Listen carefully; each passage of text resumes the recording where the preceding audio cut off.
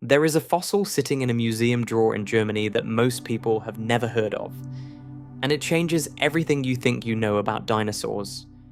It is a small skull, no larger than your fist, belonging to a creature that lived roughly 75 million years ago in what is now the Montana Badlands and the forests of Central Europe. The skull looks, at first glance, unremarkable, but when paleontologists shone a light through its bone and mapped the internal anatomy of the brain case, they found something that stopped the room cold.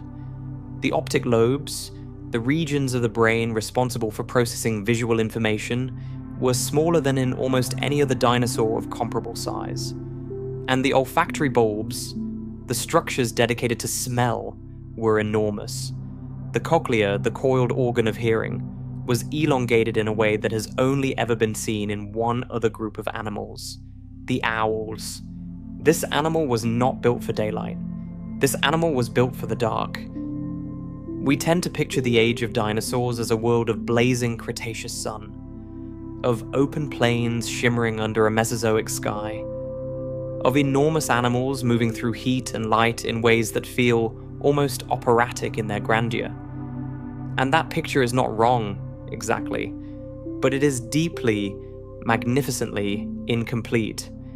Because hidden within the Mesozoic world, tucked into the hours between dusk and dawn, moving through a dimension of existence that most reconstructions never bother to explore, there was a whole secret ecology, a world of dinosaurs that lived in darkness, a world of creatures shaped by the night in ways that left unmistakable signatures in their bones, their eyes, their brains, and even in the chemical traces preserved within their fossilized tissues. These animals were real. They were numerous. They were strange. And almost no one knows they existed. Tonight, we are going to follow them into the dark. So before you get comfortable, take a moment to like the video and subscribe, but only if you genuinely enjoy what I do here. And let me know in the comments where you are tuning in from. I'm always curious to see how far these stories travel. Now dim the lights if you have not already, take a deep breath, and let the modern world fade away. The first thing you need to understand is how paleontologists can know anything at all about whether a creature that died 70 or 80 or 100 million years ago was active during the day or the night. At first thought, this seems like the kind of question that should be permanently unanswerable. Behavior does not fossilize. You cannot dig up a sleeping posture or bottle a preference for moonlight.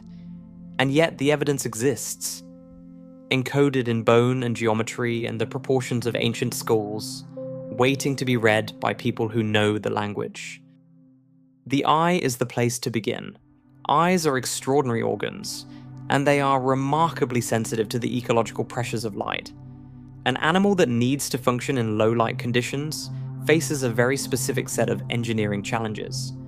It needs to gather as much light as possible, to amplify whatever faint photons are available, and to process that dim and often ambiguous visual information quickly enough to be useful. Evolution solves these problems in ways that leave physical traces, and those traces persist in bone. One of the most important of these traces is a tiny structure called the scleral ring. You have probably never heard of it, but it is one of the most informative things a paleontologist can find inside an ancient skull. The scleral ring is a ring of small, overlapping bones embedded within the eye itself, forming a kind of bony support structure within the eyeball. Reptiles and birds have them. Modern mammals, for reasons related to their own deep nocturnal history, do not. Dinosaurs had them, and because bone fossilizes, scleral rings preserve beautifully in the fossil record, and they can be measured precisely. Here is why they matter. The diameter of the scleral ring relative to the diameter of the orbit, the bony eye socket in the skull, tells you the shape of the eye. A wide scleral ring relative to the orbit means the eye was relatively tubular in shape, elongated front to back, like the eye of an owl. A narrow scleral ring relative to the orbit means the eye was flatter and more disc-like, the way the eyes of diurnal animals tend to be. Tubular eyes are better at gathering light. They have a larger aperture relative to the retina, which means more photons hit the light-sensitive surface in a given moment. They are the architecture of animals that need to see in the dark. Flat eyes are better for color resolution and visual acuity in bright conditions. They are the architecture of animals that live in the day. In 2011, a research team led by Lars Schmitz and Ryosuke Motani published a landmark study in the journal Science, in which they measured the scleral rings of a large sample of Mesozoic animals, including dinosaurs, and compared the results to the same measurements in living birds, reptiles, and mammals whose activity patterns were already known. What they found was a revelation. Many small theropod dinosaurs, the bipedal, often feathered predators that form the lineage leading to modern birds, had scleral ring proportions that matched nocturnal and crepuscular animals. Some of the larger dinosaurs clustered with diurnal animals, and a fascinating number fell into a middle category that Schmitz and Motani termed cathemeral, meaning animals that are active in irregular, scattered bouts throughout the full 24-hour cycle. Neither strictly diurnal nor strictly nocturnal, but opportunistic across all hours. This finding landed with considerable force in the paleontological community, and not everyone accepted it immediately, which is exactly how science should work. Some researchers pointed out that scleral ring proportions might not translate perfectly across such distantly related groups. Others raised questions about the specific species sampled. But subsequent work, applying the same methodology to larger and better preserved specimens, has generally supported the original conclusion. Something real is being detected in these proportions, and what it detects is a Mesozoic world that was alive across the full spectrum of the day, not just in the sunlit hours we most easily imagine. The olfactory evidence is equally compelling, and in some ways even more striking. The olfactory system, the neurological apparatus of smell, is intimately linked to activity patterns in a wide range of animals. Nocturnal animals tend to have proportionally larger olfactory bulbs, because smell becomes a primary sensory channel in the dark. Light does not reach everywhere, but scent molecules drift through air and water regardless of illumination. In darkness, a finely tuned nose can accomplish what an eye cannot. When paleontologists began using computed tomography scanning, the same basic technology behind the medical CT scans used in hospitals, to reconstruct the internal anatomy of dinosaur skulls without destroying them, they found this pattern replicated across dozens of species. The brain case of a dinosaur is not a simple, hollow space. It is a complex, contoured chamber whose inner surface retains impressions of the brain tissue that once filled it. These impressions are called endocasts, and they can be reconstructed virtually with extraordinary precision using modern imaging software. When researchers compared the proportional sizes of the olfactory bulbs in these endocasts across many dinosaur species, they found a pattern that mapped predictably onto body size, ecological niche, and inferred activity pattern. Small predatory theropods often had relatively enormous olfactory bulbs. Some large herbivores had comparatively modest ones. The variation is not random. It reflects real differences in how these animals experienced and navigated their world. But to understand why darkness mattered so much to so many Mesozoic animals, you need to step back even further. Because the story of nocturnal life in the age of dinosaurs has roots that extend hundreds of millions of years into an earlier world. A world before dinosaurs existed at all. What happened in that earlier world shaped the entire ecology of the Mesozoic in ways that are only now being fully appreciated. Long before the first dinosaur walked the Earth, before the Triassic period even began, there were animals called therapsids. The therapsids are a group that gave rise eventually to us.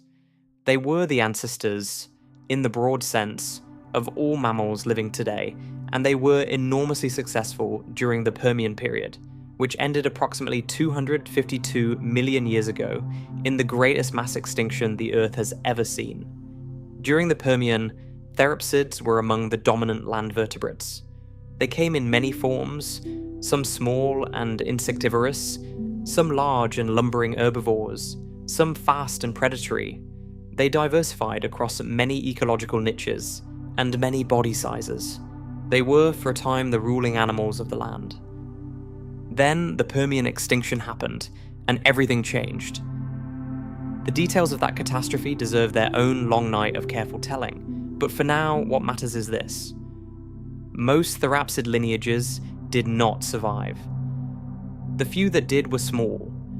They were burrowing animals that hid underground, animals that could tolerate the apocalyptic conditions of a world whose oceans had become largely anoxic, and whose atmosphere had become thick with volcanic gases, and whose temperature had spiked by something approaching 10 degrees Celsius in a geological eye blink. The survivors were generalists, opportunists, animals built for resilience and concealment rather than dominance and display. And the world they emerged into was a world where the new dominant land vertebrates, the archosaurs, the lineage that would give rise to the crocodilians and then to the dinosaurs, were taking over the sunlit hours. This is where what scientists sometimes call the nocturnal bottleneck comes in. The nocturnal bottleneck is a hypothesis, a carefully evidenced and widely supported hypothesis that proposes the mammalian lineage spent something like 100 to 150 million years as almost exclusively nocturnal animals, pushed into the dark by the competitive dominance of dinosaurs during the day. It was not that the dinosaurs actively hunted the proto-mammal ancestors into the night. It is subtler than that. It is about competitive exclusion. Large, visually dominant, warm-blooded or near-warm-blooded diurnal animals occupy resources, territory, and food in a way that makes daytime activity extremely costly for a small, vulnerable competitor. The night becomes, by default, the time of relative safety, relative availability, relative opportunity. And over those 100 to 150 million years of nocturnal living, the mammalian lineage was profoundly reshaped. We lost most of the ability to see color. Most modern mammals have only two types of cone cells in the retina. The cells responsible for color vision, while birds and reptiles, which never went through this bottleneck, typically have four. We developed an extraordinary sense of smell. We developed whiskers, the highly sensitive facial hairs called vibrissae that help navigate in darkness by touch. We developed large eyes relative to our body size for gathering light. We became warm-blooded in the fully endothermic sense, generating our own metabolic heat, which is enormously energetically expensive, but allows activity in the cool temperatures of the night when ectothermic animals slow and become vulnerable. We became nocturnal, and the night shaped us so thoroughly that even now, even after the dinosaurs are gone and mammals have reclaimed the day, we still carry the marks of all those millions of years in the dark. But here is the twist that makes this story so much richer than it first appears. The nocturnal bottleneck is the story of the mammals. It is not the whole story of the Mesozoic night. Because while the mammals were being pushed into darkness by the dominance of dinosaurs in the day, some of those very dinosaurs, particularly the small, feathered, fast-moving theropods, were following them there. The night was not a mammal-only space. It was a contested ecological territory, with dinosaurs and proto-mammals moving through the same dark hours, hunting some of the same prey, navigating the same shadows, shaped by the same evolutionary pressures. This is the part that changes the whole picture. Picture the late Cretaceous night, roughly 75 million years ago, somewhere in what is now the American West. The landscape is not the arid desert of the modern American plains. It is subtropical, warm and humid, thick with vegetation along its waterways, open and fern-covered in its lowlands, broken by forests of conifers and early flowering plants. The sky above is not lit by the glow of any city. There is no city, no human fire, no artificial light of any kind anywhere on Earth. The stars overhead are extraordinary in their density and brightness, a Milky Way so vivid it casts faint shadows. The moon, if it is full, illuminates the landscape in soft silver. If the moon is new, the darkness is close to absolute. Into this darkness, something small and fast is moving. It is moving low, close to the ground, threading between the root buttresses of a large conifer, pausing at irregular intervals, tilting its head. Its eyes are open wide, and the eyes are large, disproportionately large for an animal of its size, the pupils dilated to their maximum extent, gathering every available photon. Its nostrils are flaring. It can smell the faint musk of a small mammal-like animal, a multituberculate or a triconodont, somewhere in the leaf litter 20 meters ahead. It is not hurrying. It does not need to hurry. It knows where the prey is, and it is patient in the way that only an animal completely comfortable in its environment can afford to be patient. This is a small Deinonychosaur, a member of the broad group that includes the famous Velociraptor and its relatives, though this particular animal is smaller and more lightly built than the famous portrayals. It is covered in feathers, which provide insulation against the cooler night air and which also, in some species, may have served display functions during the day. In the darkness, the feathers are more insulation than display. They keep the metabolic fires burning. They allow this animal to remain active when the large, cold-blooded herbivores nearby have slowed and settled into torpor. The small Deinonychosaurs are perhaps the most compelling case study for nocturnal dinosaur life, but they are far from the only one. As the field of paleoneurology, the study of ancient brain structures, has developed over the past 2 decades, and as the methodology of scleral ring analysis has been applied to more and more specimens, a picture has emerged of the Mesozoic night as a genuinely complex and species-rich environment. Let us begin with the animal whose skull appears in that museum drawer in Germany that I mentioned at the opening of this journey. The creature is called Shuvuia deserti, and it is one of the most improbable dinosaurs ever discovered. Shuvuia was a member of a peculiar group called the Alvarezsaurids, small, long-legged, feathered theropods that lived across the Cretaceous world, from Mongolia to South America to North America. They had tiny vestigial forelimbs, with a single functional finger that bore a robust, hooked claw. For years after their discovery in the 1990s, paleontologists argued about what that bizarre single claw was for. The leading hypothesis is now that it was used for breaking open insect colonies, particularly the nests of wood-boring beetles and possibly termite mounds, in a manner analogous to modern anteaters and pangolins. The Alvarezsaurids were specialist insectivores, and they were doing something very specific with those strange, powerful little arms.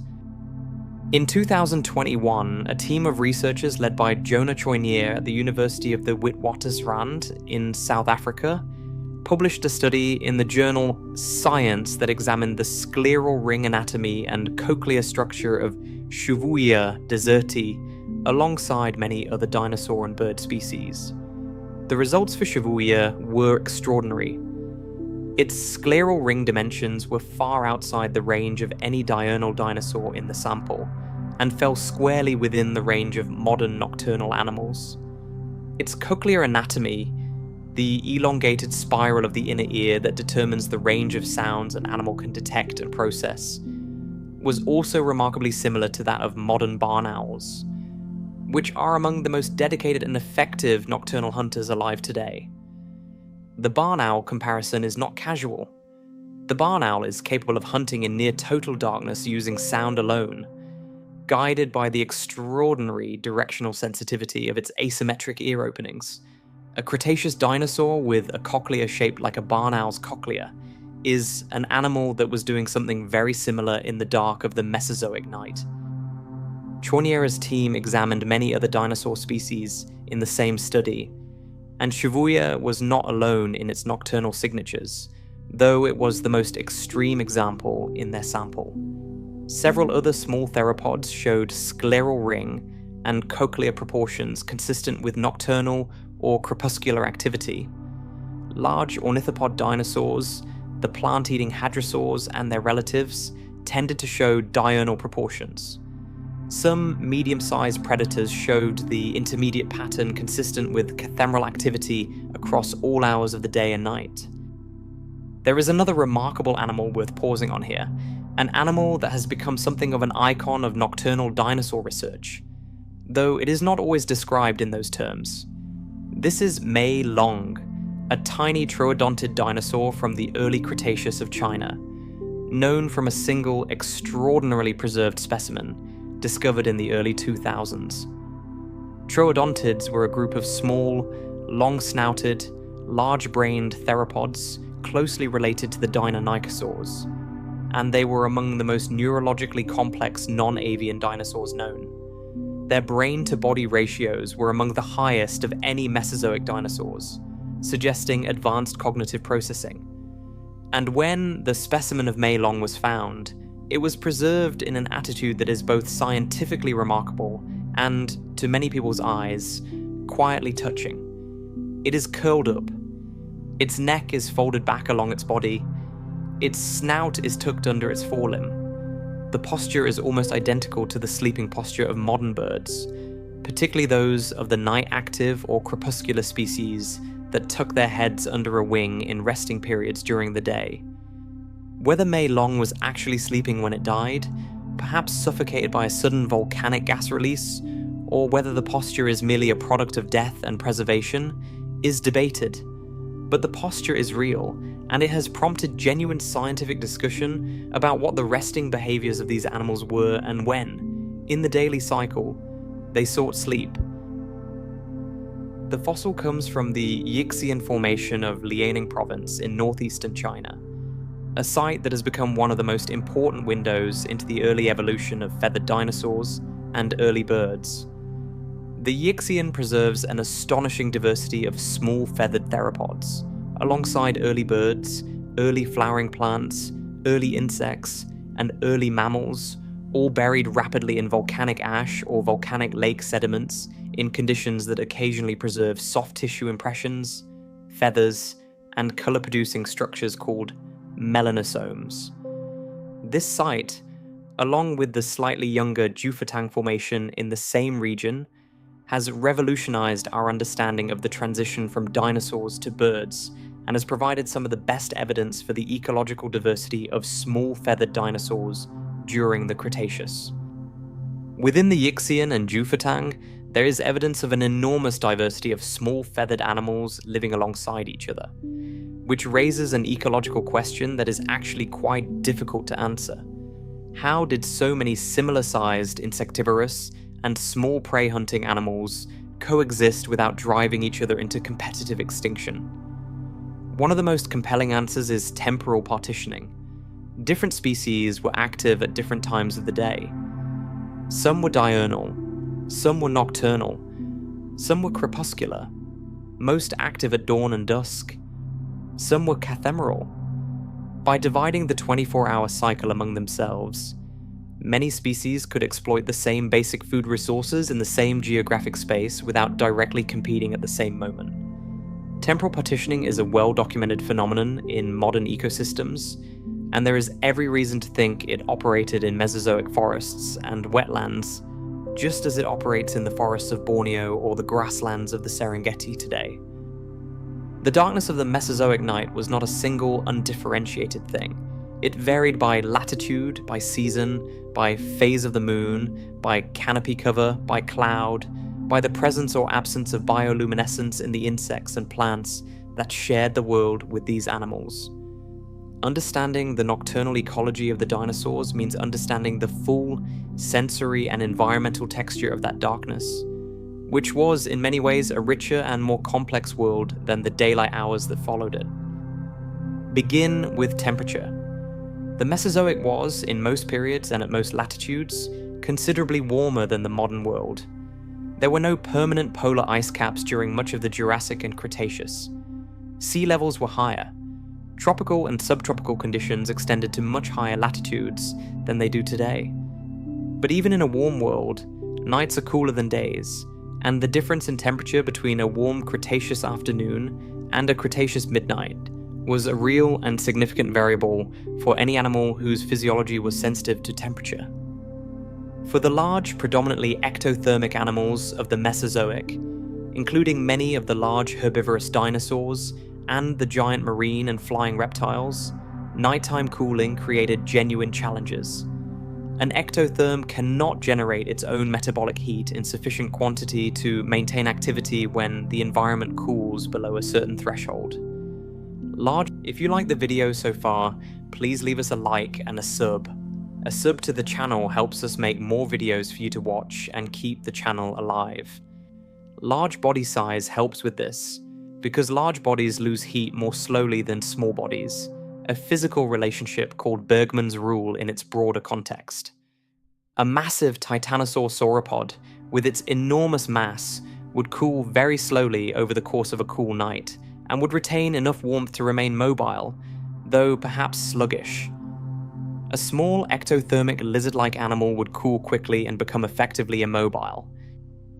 But the small feathered theropods were not ectotherms in any simple sense. The evidence for endothermy, or something very close to it, in the non-avian theropod lineage is now extensive. The presence of dense feather coats in many small theropods is one line of evidence. Feathers are not useful as insulation unless the animal is generating metabolic heat worth retaining. If you are cold-blooded, feathers serve little thermoregulatory function. Another line of evidence comes from bone histology, the study of the microscopic structure of bone tissue. Rapid growth requires high metabolic rates, and the bones of many theropod dinosaurs show patterns of rapid, sustained growth that are characteristic of endotherms rather than the boom and bust growth patterns typical of ectotherms. A third line of evidence is the sheer ecological evidence of behavior. Animals that are active at night in cool temperatures, animals that were capable of sustained high-speed locomotion, animals whose brains were metabolically expensive to maintain. These are the signatures of endothermy. So the small nocturnal theropods were warm in the cool of the night. They could move when the large herbivores had slowed. They could hunt in the darkness when larger, visually dependent predators had settled down to wait for morning. The night was their window, and they had evolved to use it completely. What were they hunting? This is where the evidence becomes wonderfully specific in some cases, and frustratingly indirect in others. The gut contents and coprolites, the fossilized feces of theropod dinosaurs have occasionally preserved identifiable remains of prey animals. Small mammals are among the most commonly identified prey items in the stomach regions of small theropod specimens, particularly from the Liaoning deposits of China. In 2012, a specimen of Microraptor gui, a small four-winged dromaeosaurid from the Jiufotang Formation, was described with the remains of a small bird inside its stomach cavity. Another Microraptor specimen preserved the remains of a small fish. Still others contain evidence of small lizards. The picture that emerges is of an opportunistic predator, hunting whatever was available in its particular habitat and time of activity. The small Mesozoic mammals that occupied the same forests and woodlands as these nocturnal theropods were themselves nocturnal, pressed into the dark by precisely the competitive pressures we discussed earlier. They were small, furtive, largely insectivorous and omnivorous, moving through leaf litter and along branches in the darkness. Their own large eyes and sensitive noses and whisker-guided navigation systems honed by millions of years of nocturnal selection. They were active prey, capable of rapid movement, capable of concealment, capable of squeezing into gaps and under roots, and into burrows that a larger predator could not follow them into. Hunting them required patience, sensory sensitivity, and the ability to move quietly in confined spaces. The small nocturnal theropods were built for exactly this challenge. Smell was almost certainly a primary tool in this nocturnal hunting. The enlarged olfactory bulbs of many small theropods were not simply residual structures from earlier ancestors. They were actively maintained, metabolically expensive neural tissue that served a real function. A predator that can track a prey animal by scent trail in complete darkness, that can detect the chemical signature of a small mammal's passage through leaf litter hours after the animal moved through. that can distinguish the body odor of a specific prey species from the background chemical noise of the forest. That animal has a profound advantage in the dark. The Mesozoic night smelled of things we will never smell. The specific organic chemistry of Cretaceous forests, the musky warmth of multituberculate mammals, the damp earth scent of rotting conifer needles, the faint sweetness of early flowering plants.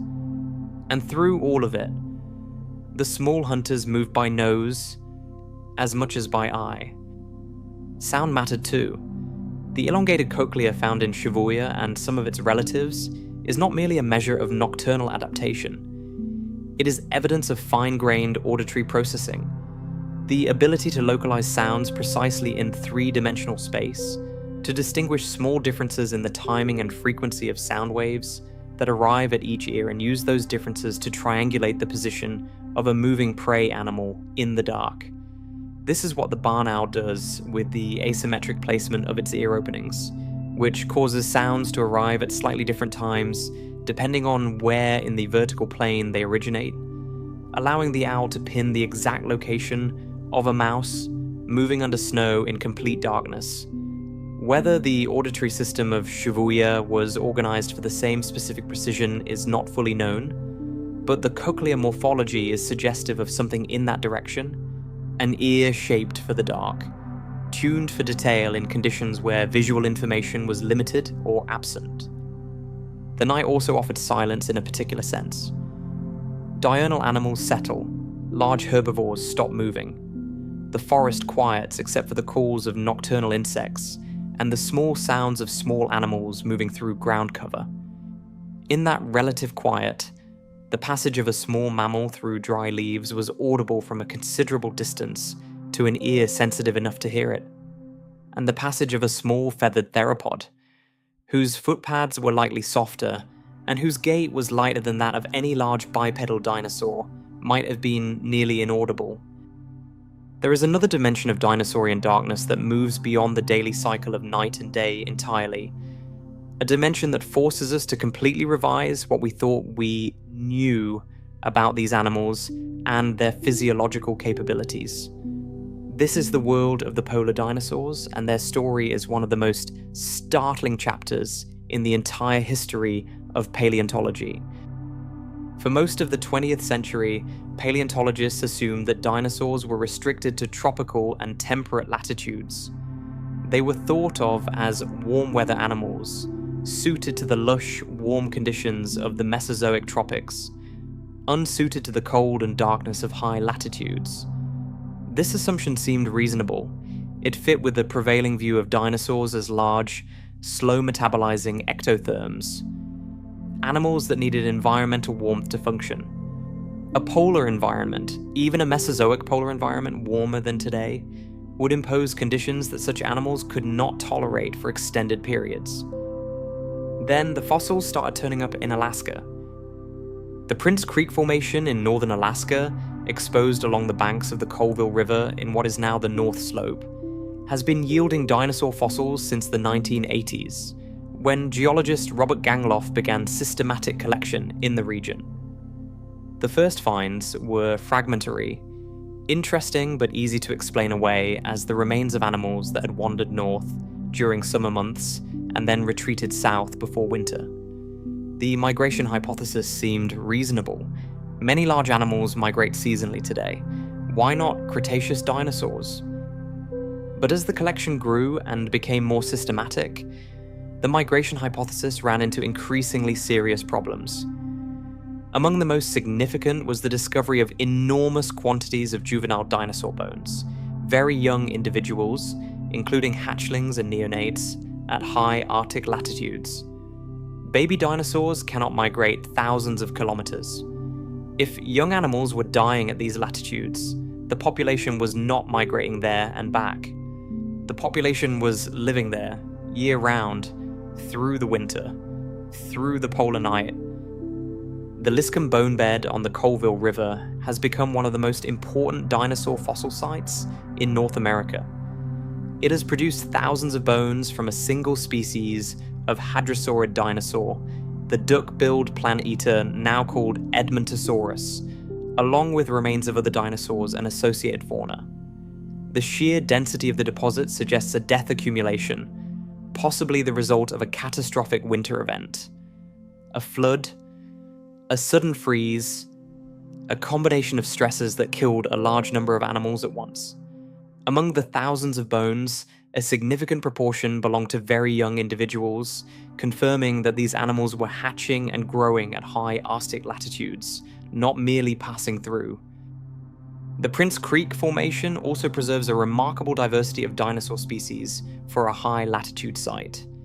In addition to the hadrosaurs, there are ceratopsian dinosaurs, horned plant eaters related to Triceratops, there are small carnivorous theropods, and there is a remarkable small tyrannosaurid, a diminutive relative of Tyrannosaurus rex named Nanuqsaurus hoglundi, whose name means polar bear lizard in the Inupiat language.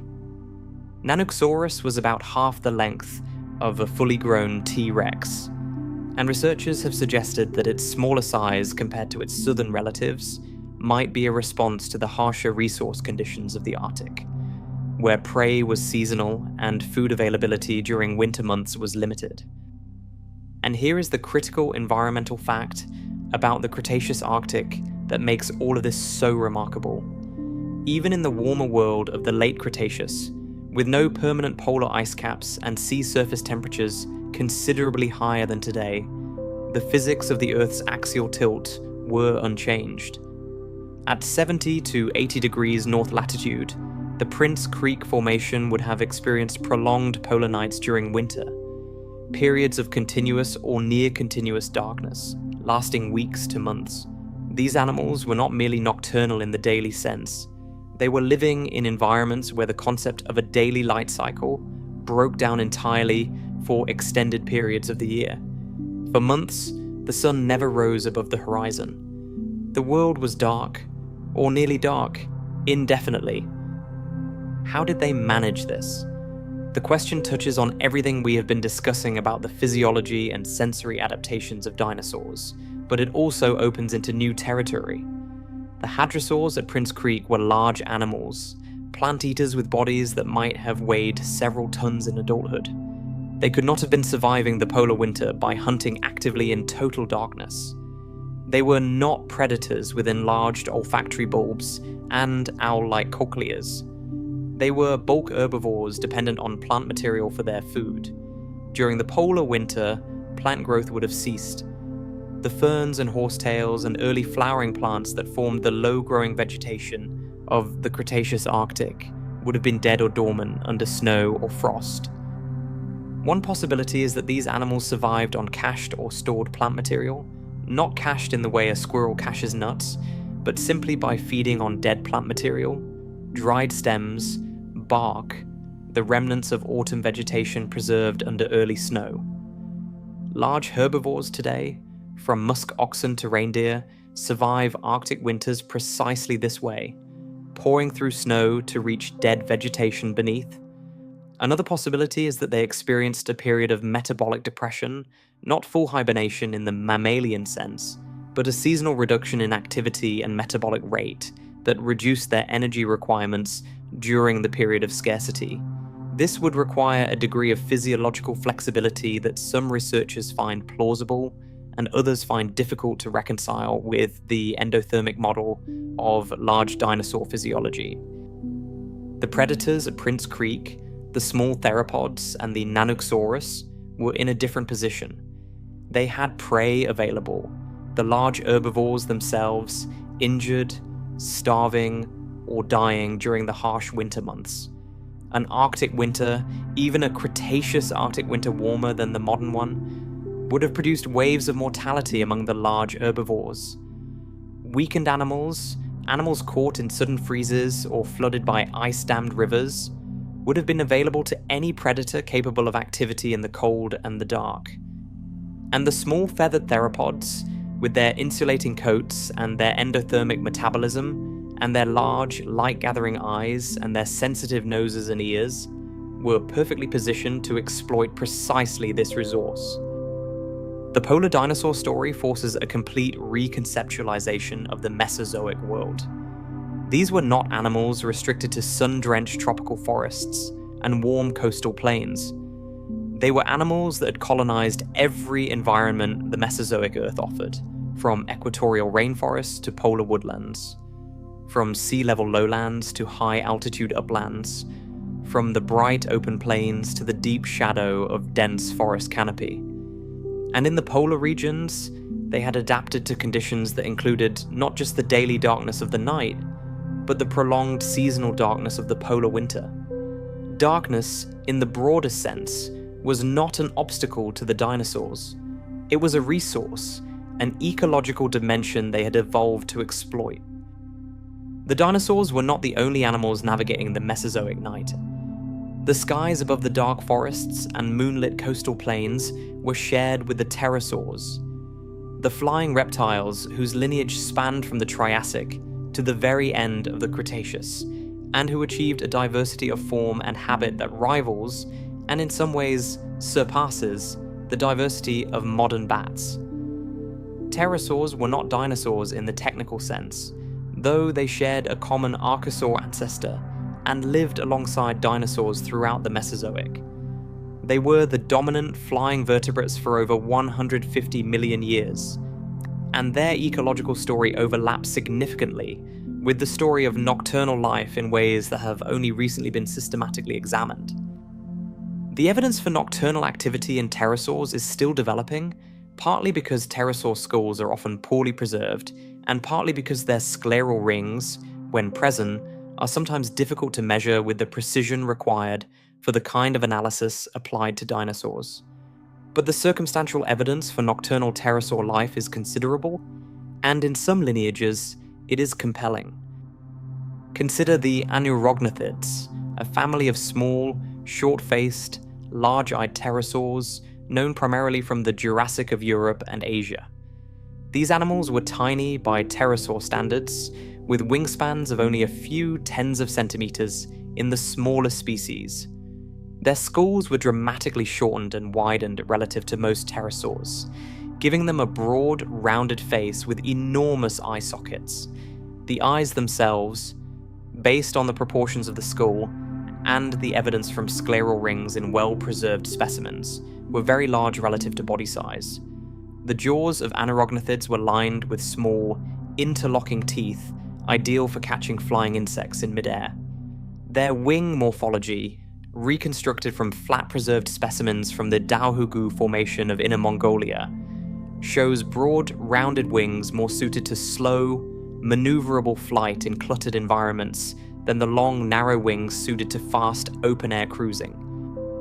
Put all of this together: small body, enormous eyes, broad wings, insect-catching teeth, preference for cluttered rather than open flight environments, and you have a profile that maps almost precisely onto the modern insectivorous bat.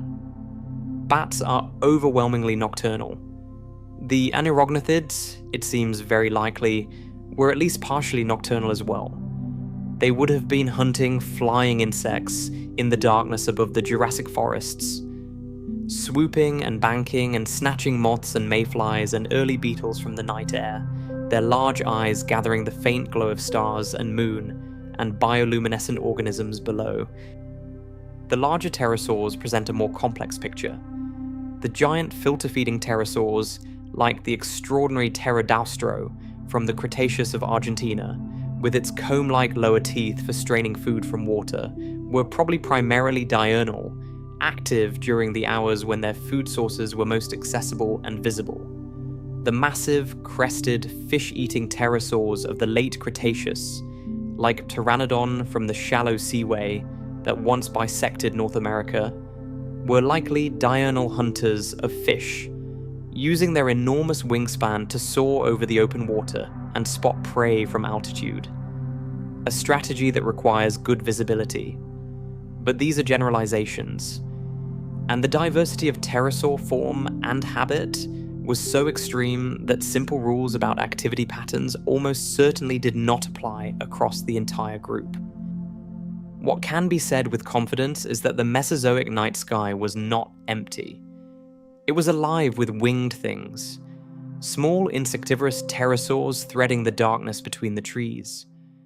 Early birds, which had diverged from their theropod ancestors by the late Jurassic and diversified enormously through the Cretaceous, some of which showed nocturnal or crepuscular adaptations of their own. And later, as the Cretaceous progressed, the early ancestors of modern bats had not yet appeared, the mammals still constrained to the ground and the lower canopy. But the aerial nocturnal niche was not empty. It was occupied, contested, divided among multiple lineages of flying animals, adapted to different regions of the dark sky and different fractions of its resources. The insects of the Mesozoic night were themselves an extraordinary community. Insects had been evolving for over 300 million years by the late Cretaceous, and the Mesozoic saw explosive diversification in many insect lineages, coinciding with the radiation of flowering plants. Moths, in particular, underwent significant diversification during the Cretaceous, and moths are predominantly nocturnal. The evolution of moths as a primary food resource for nocturnal flyers, whether pterosaurian or avian, created evolutionary pressure for more effective nocturnal flight, better night vision, and better acoustic or olfactory detection of prey. Many modern moths have evolved ears specifically sensitive to the echolocation frequencies used by bats, a co-evolutionary arms race between predator and prey. Whether similar arms races were occurring in the Mesozoic between nocturnal pterosaurs and the moths they hunted is not yet known, but the basic ecological logic that produces such arms races was fully operational. The bioluminescence of the Mesozoic night is a dimension that is difficult to study from fossils, but almost certainly real.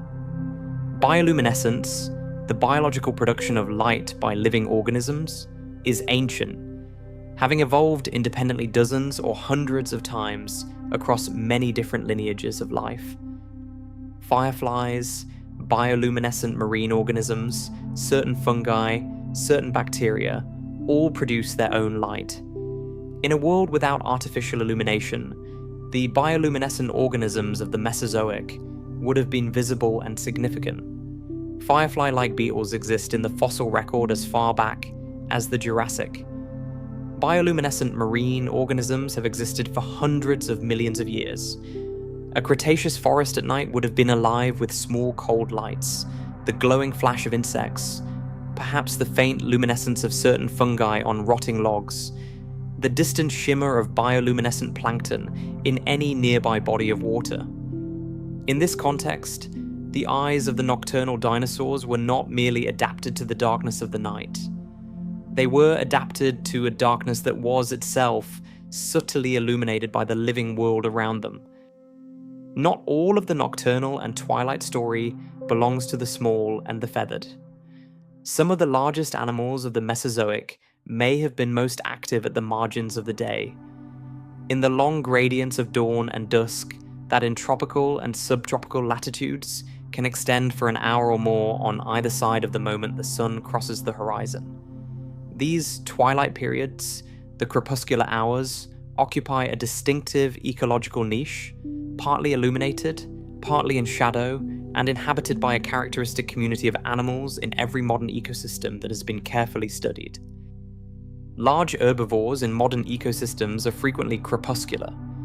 Elephants, hippos, many species of deer and antelope are most active in the early morning and late evening hours, avoiding the heat of midday and the complete darkness of midnight, exploiting the moderate temperatures and softer light of the transitional periods. There is no reason to assume that large Mesozoic herbivores were different in principle. The analogy is not perfect, because the physiology of a sauropod or a hadrosaur was not identical to that of a modern elephant or deer. But the ecological pressures that push large animals toward crepuscular activity, thermal stress during peak daylight hours, predator avoidance strategies, the availability of different food resources at different times of day, these pressures operated in the Mesozoic just as they operate today. The hadrosaurs, the extraordinarily successful duck-billed dinosaurs that dominated many Cretaceous ecosystems across the northern continents, were animals of considerable sensory sophistication. Their skulls often incorporated complex nasal passages, sometimes elaborated into dramatic hollow crests in species like Parasaurolophus and Corythosaurus, and the function of these crests has been the subject of sustained scientific debate for decades. The most widely supported hypothesis is that the crests functioned as resonating chambers for vocalizations. If you like the video so far, please leave us a like and a sub. A sub to the channel helps us make more videos for you to watch and keep the channel alive. Essentially elaborate acoustic instruments that allowed these animals to produce distinctive, low-frequency calls that could carry over considerable distances through dense vegetation. Parasaurolophus in particular has been the subject of computational modeling of the acoustic properties of its crest, and the results are remarkable. The internal passages of the Parasaurolophus crest would have produced calls with resonant frequencies in a range between roughly 80 and a few hundred hertz, sounds that would have carried effectively through the forest understory and would have been difficult for a predator to localize precisely because of their low frequency and long wavelength. If hadrosaurs were vocalizing, they may have been vocalizing at specific times of day. In modern social animals with complex vocal repertoires, calling behavior is often most intense at dawn and dusk, during the crepuscular activity peaks. Contact calls between separated individuals, alarm calls responding to predator presence, and the elaborate choruses of social groups assembling or dispersing for feeding all tend to concentrate in the transitional hours when light and shadow create both opportunity and uncertainty. A dawn chorus of Parasaurolophus, calling to each other across a Cretaceous floodplain forest, their hollow crests resonating with low harmonics that rolled through the vegetation for hundreds of meters, is not a romantic fantasy. It is an ecological hypothesis grounded in comparative biology and supported by the acoustic modeling of their anatomy. The large carnivores were also not simply diurnal animals waiting for daylight. Tyrannosaurus rex, that most famous and most studied of all predatory dinosaurs, presents a fascinating case for speculation and evidence alike. The scleral ring analysis of Tyrannosaurus is complicated by the fact that the orbit, the eye socket, is enormous in adults, which has historically been interpreted as evidence of large eyes and therefore good vision.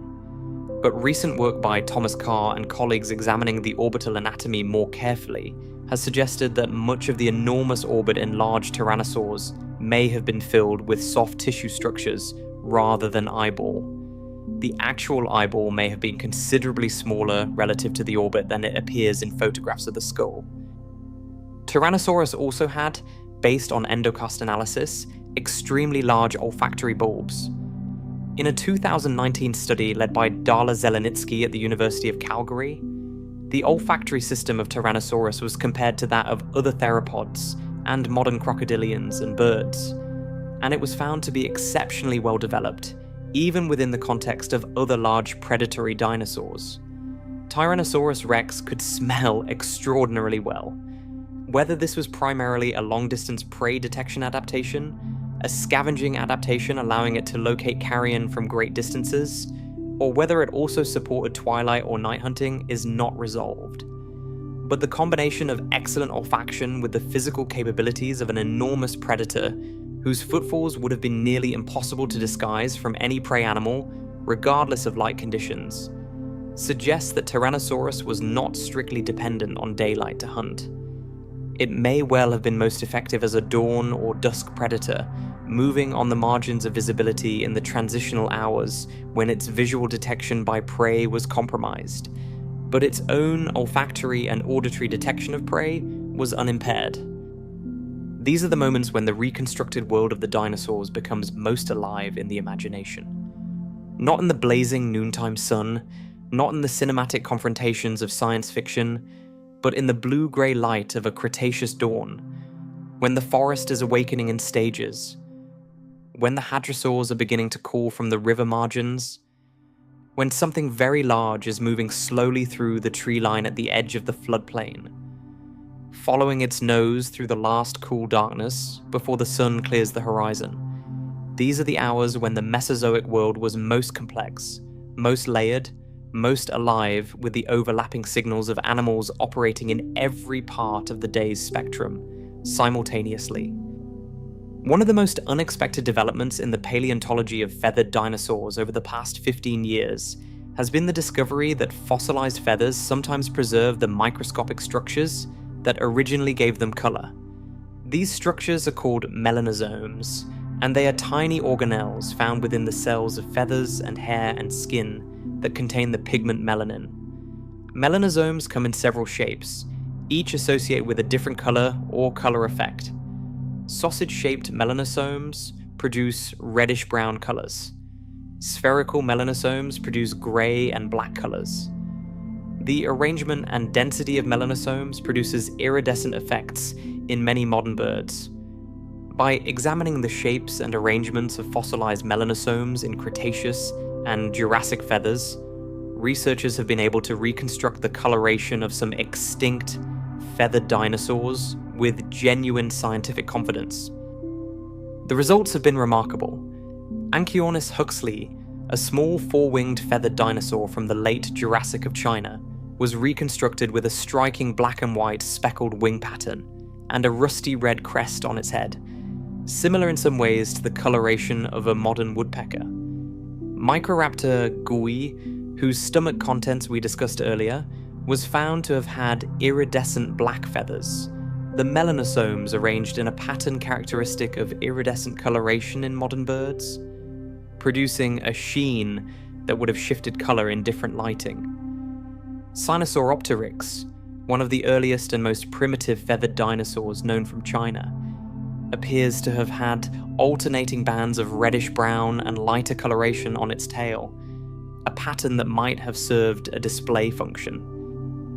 What does feather coloration tell us about the ecology of these animals, and specifically about their relationship to light and darkness?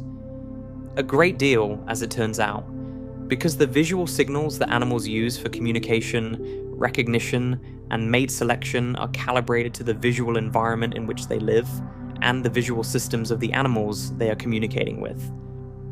Animals that live in bright, open environments where color is easily resolved tend to evolve brilliant, saturated color signals. Birds of paradise, peacocks, many tropical reef fish all live in environments where color is a reliable and high-fidelity communication channel, and all have evolved extraordinary color displays.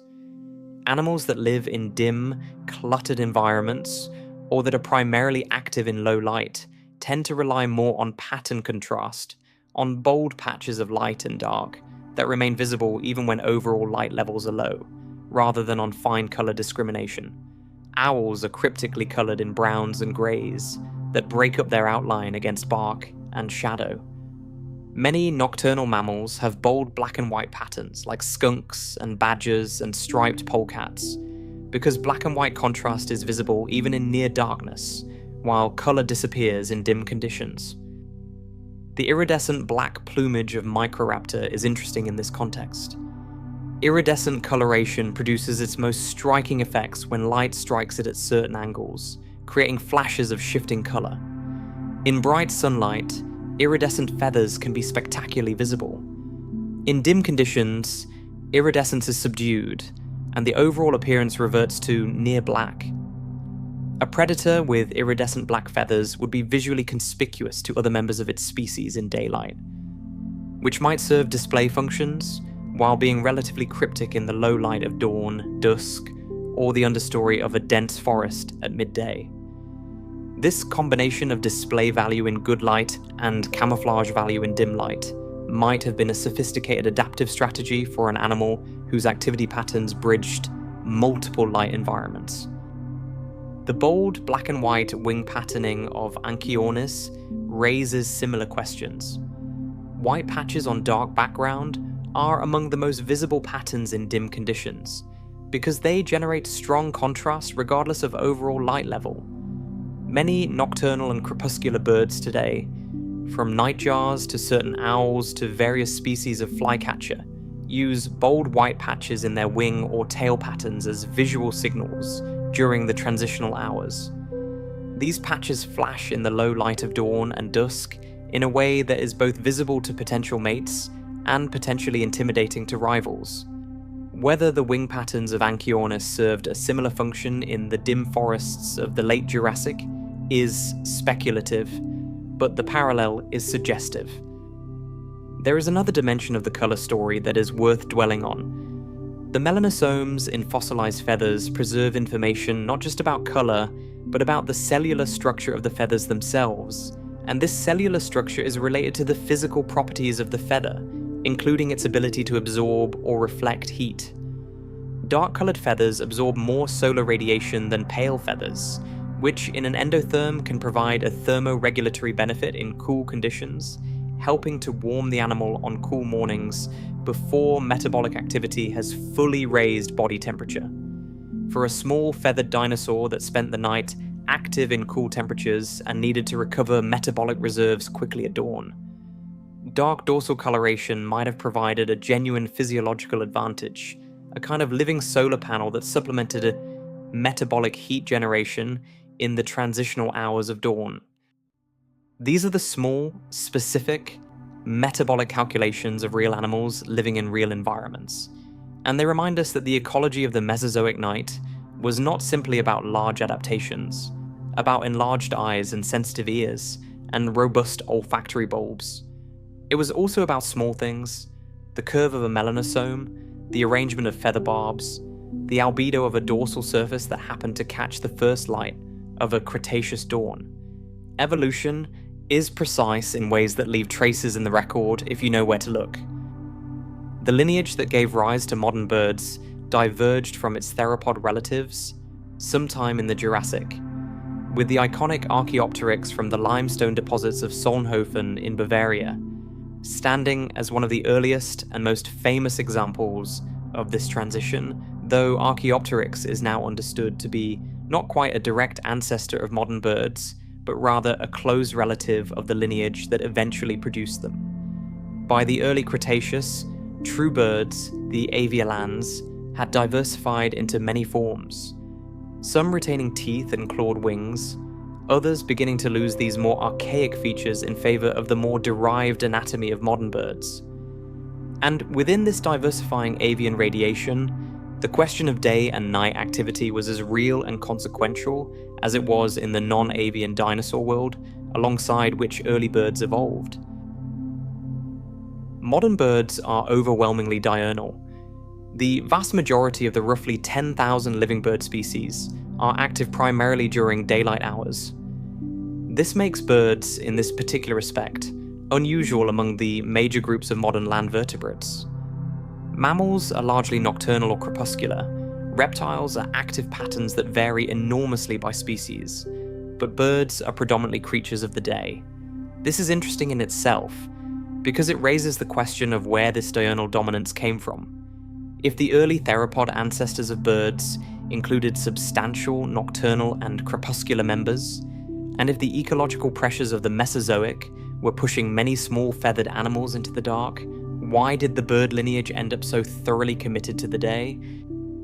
The answer almost certainly lies in the mass extinction at the end of the Cretaceous, 66 million years ago. When the asteroid impacted the Yucatan Peninsula and triggered the cascade of environmental catastrophes that ended the Mesozoic era, it did not kill randomly. It killed selectively, and its selectivity was shaped partly by the ecological niches that different animals occupied. The immediate aftermath of the impact was a period of prolonged darkness, often called the impact winter, caused by the massive injection of dust and soot into the atmosphere from wildfires, and the impact itself. Photosynthesis was severely reduced for months to years. The food chains that depended on living plant material collapsed. Animals that could not switch to alternative food sources, seeds, insects, carrion, the roots and buried reserves of plants, died in enormous numbers. The birds that survived the extinction were small, seed-eating or generalist feeders, capable of exploiting the resources that persisted through the darkness of the impact winter. They were not the large-eyed nocturnal insectivores. They were not the specialist predators of the Mesozoic forests.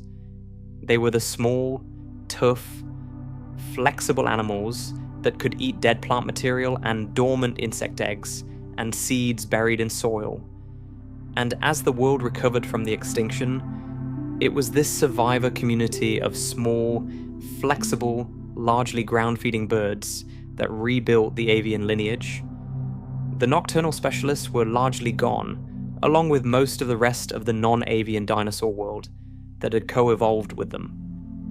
This is why the surviving nocturnal birds, the owls and nightjars and nighthawks and their relatives, are so fascinating as an evolutionary story.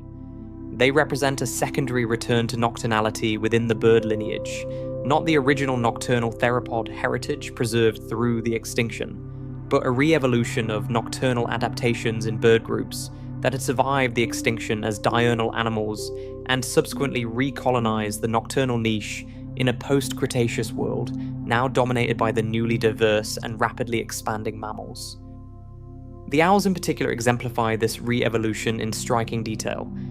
The earliest definitive owl fossils date from the Paleocene, the period immediately following the extinction event, and the group diversified rapidly through the Eocene and into the Oligocene as the mammalian radiation provided an expanding supply of small, warm-blooded nocturnal prey. The barn owl, Tyto alba, whose cochlear structure so closely resembles that of Chevuia deserti, evolved its extraordinary auditory system independently, through convergent evolution, arriving at a similar solution to the problem of nocturnal hunting by a completely different evolutionary path than the Cretaceous alvarezsaurid. This convergence is itself a profound observation about the nature of the nocturnal ecological niche. It is so specifically demanding, and its solutions are so physically constrained, that unrelated lineages, separated by 60 million years of independent evolution, arrive at the same anatomical answers. The nightjars and their relatives, the Caprimulgiformes, represent another independent re-evolution of nocturnal bird life. These are the wide-mouthed, cryptically camouflaged birds that spend their days resting motionless on tree branches or on the ground, invisible against bark and leaf litter, and their nights catching flying insects in their enormous gaping mouths. Their eyes are large, and their pupils dilate to extraordinary extent in darkness. Their feathers are patterned in intricate cryptic designs of brown and grey and buff that render them essentially invisible in daylight. They are, in their own way, as perfectly adapted to the dark as any Neurognatheid, pterosaur, or small Deinonychosaur of the Cretaceous night. And they arrived there through a completely different route, beginning from a diurnal starting point after the extinction and being pulled into the dark by the availability of an enormous resource base, the flying insects of the night, that no other large group of animals was yet efficiently exploiting. The hummingbirds and swifts, by contrast, pushed in the opposite direction, becoming the most aggressively diurnal birds alive, dependent on bright conditions for the precise visual acuity that allows them to navigate at extraordinary speed through complex environments. They represent one pole of the spectrum that the bird lineage has explored since the Cretaceous extinction. The owls and nightjars represent the other.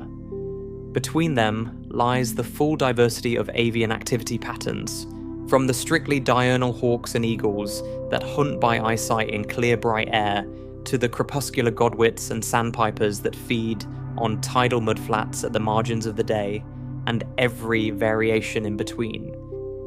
What connects all of these modern birds in a lineage that runs unbroken back through the Cretaceous and into the Jurassic is the fundamental nocturnal or crepuscular heritage of the theropod ancestors from which they came.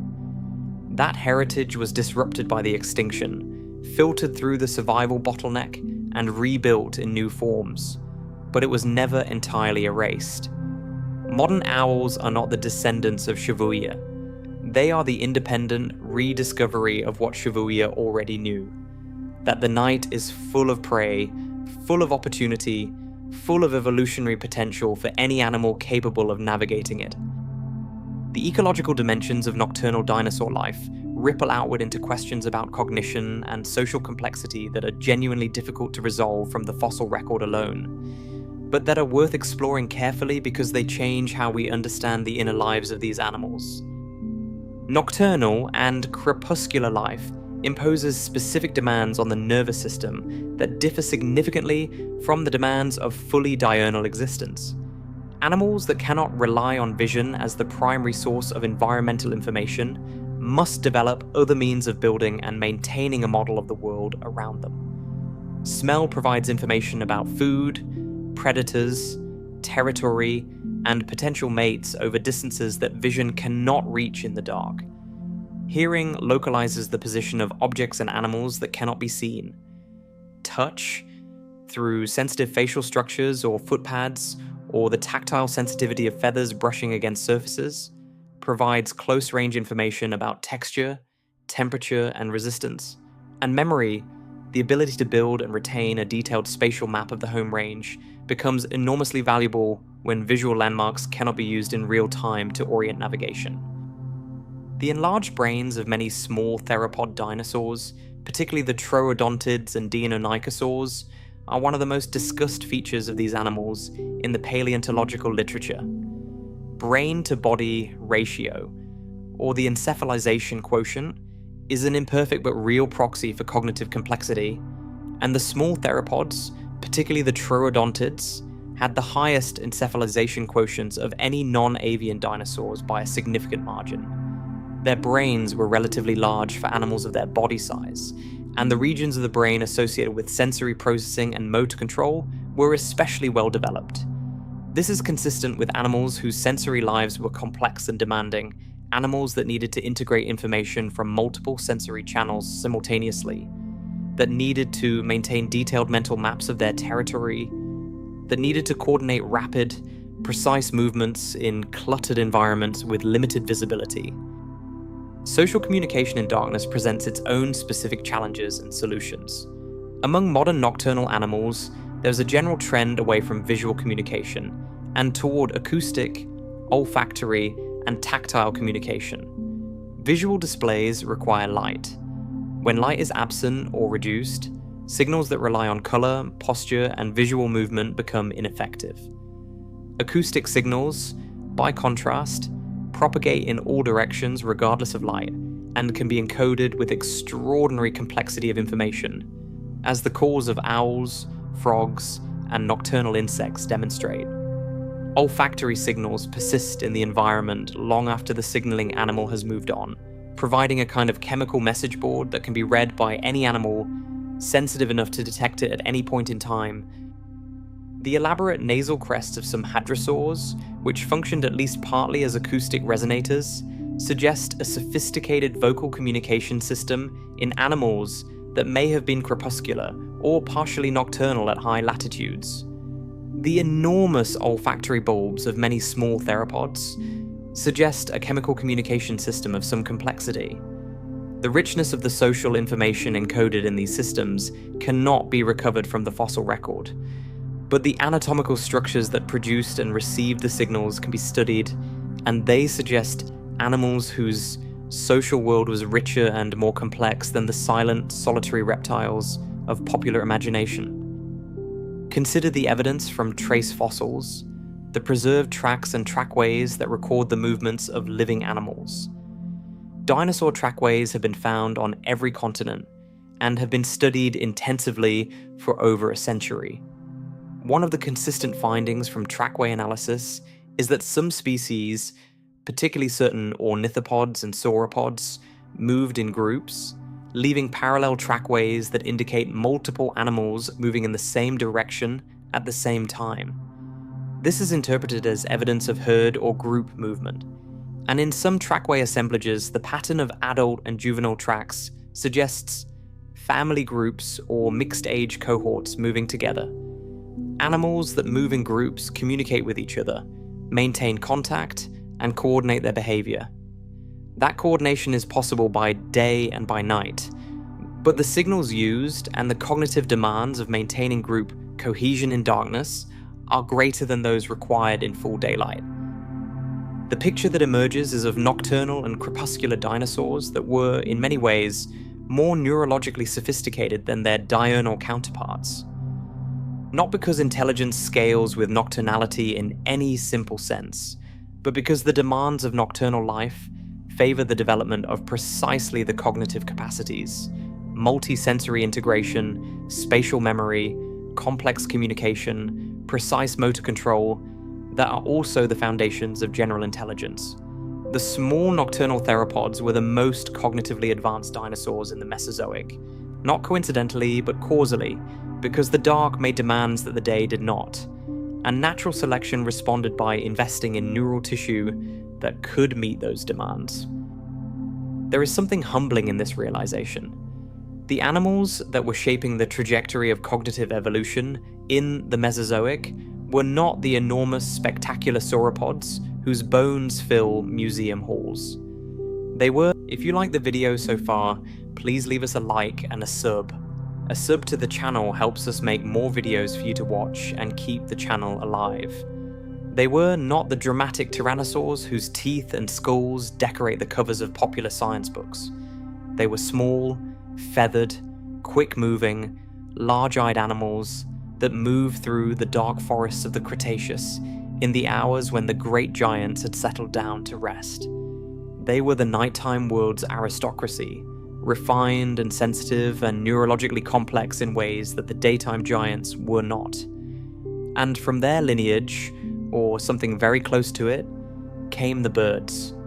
And in the birds, through 66 million years of post-Mesozoic evolution, came the extraordinary cognitive complexity of the corvids and parrots, and the tool-using, problem-solving, socially sophisticated animals that rival the primates in their intellectual flexibility.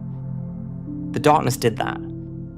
To understand the nocturnal world of the dinosaurs with any real precision, you need to stand in the places where the evidence was found, or at least to let your imagination stand there. Because many of these sites are extraordinary places in their own right, landscapes that retain something of the alien quality of the ancient world they preserve. The Geodocta Formation of the Gobi Desert in southern Mongolia is one of the most important dinosaur-bearing formations in the world, and it preserves an environment that was itself unusual. A semi-arid landscape of sand dunes and ephemeral streams in the late Cretaceous, roughly 80 million years ago. The famous Protoceratops and Velociraptor lived here, alongside a remarkable diversity of small mammals, lizards, and early birds.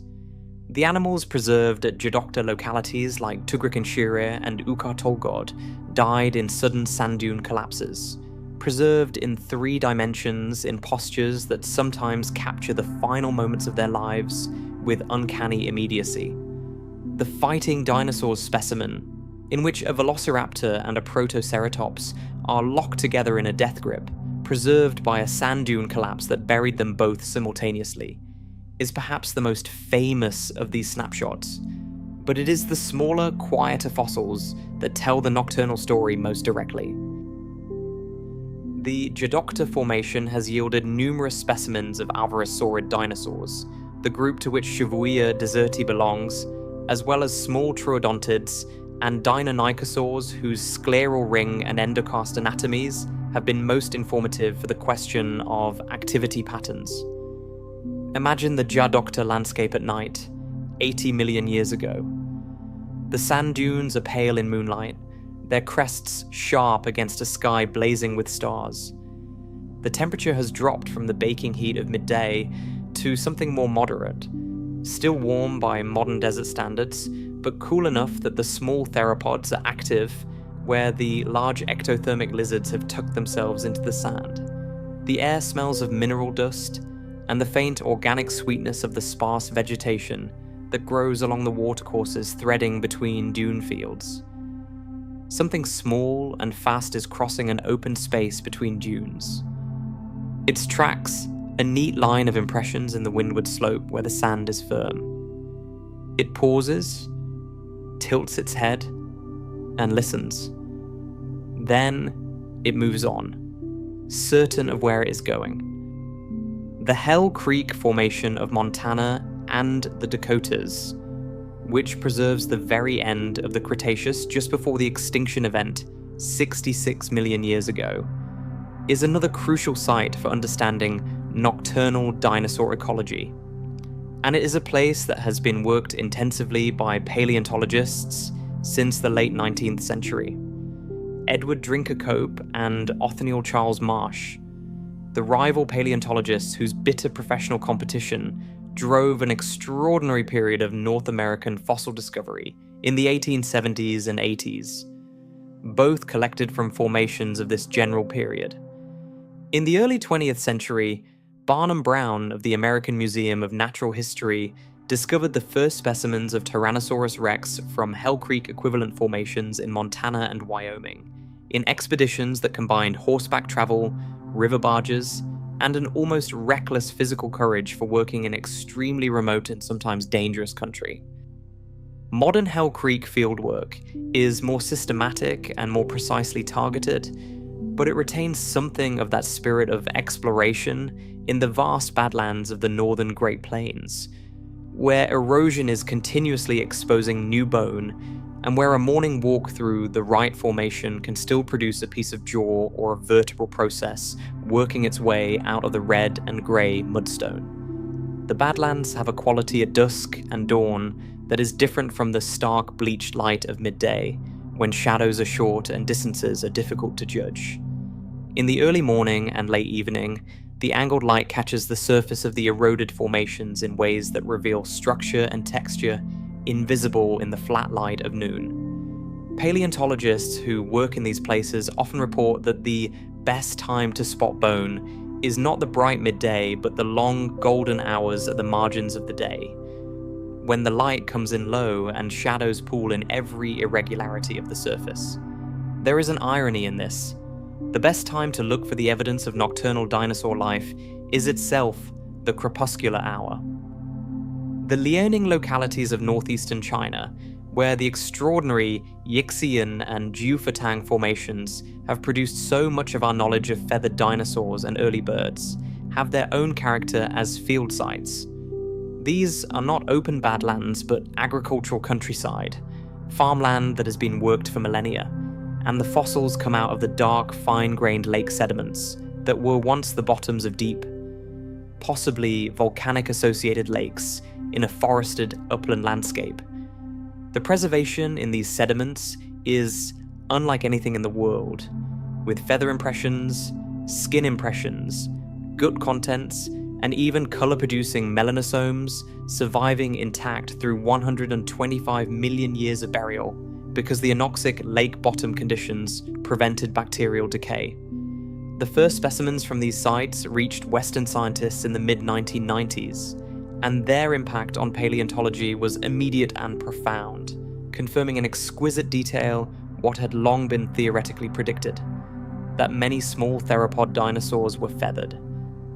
Walking the Liaoning countryside today, it is easy to forget that beneath the fields and the road cuts and the quarry walls lies a record of a world that was simultaneously very different from and startlingly similar to the world above it. The farmers of the Yixian region have been finding fossils for generations, and the fossil trade that developed in the 1990s and 2000s, in which spectacular specimens changed hands for significant sums and sometimes crossed international borders illegally, was both a scientific crisis because illegally traded specimens lose their geological context, and therefore much of their scientific value, and a window into just how rich the formations are. Thousands of specimens from these formations are now held in museums and research institutions around the world, and they continue to yield new information with each generation of analytical technology. It is worth pausing, as we move through this scientific story, to acknowledge the people whose work has made it possible to know any of this at all.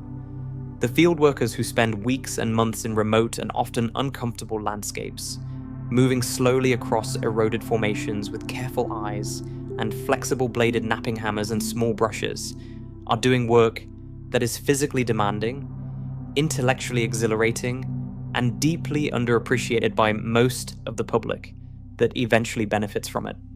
The laboratory scientists who spend months or years analyzing specimens with computed tomography scanners and synchrotron light sources and scanning electron microscopes and mass spectrometers are developing methods and insights that are genuinely new in the history of science.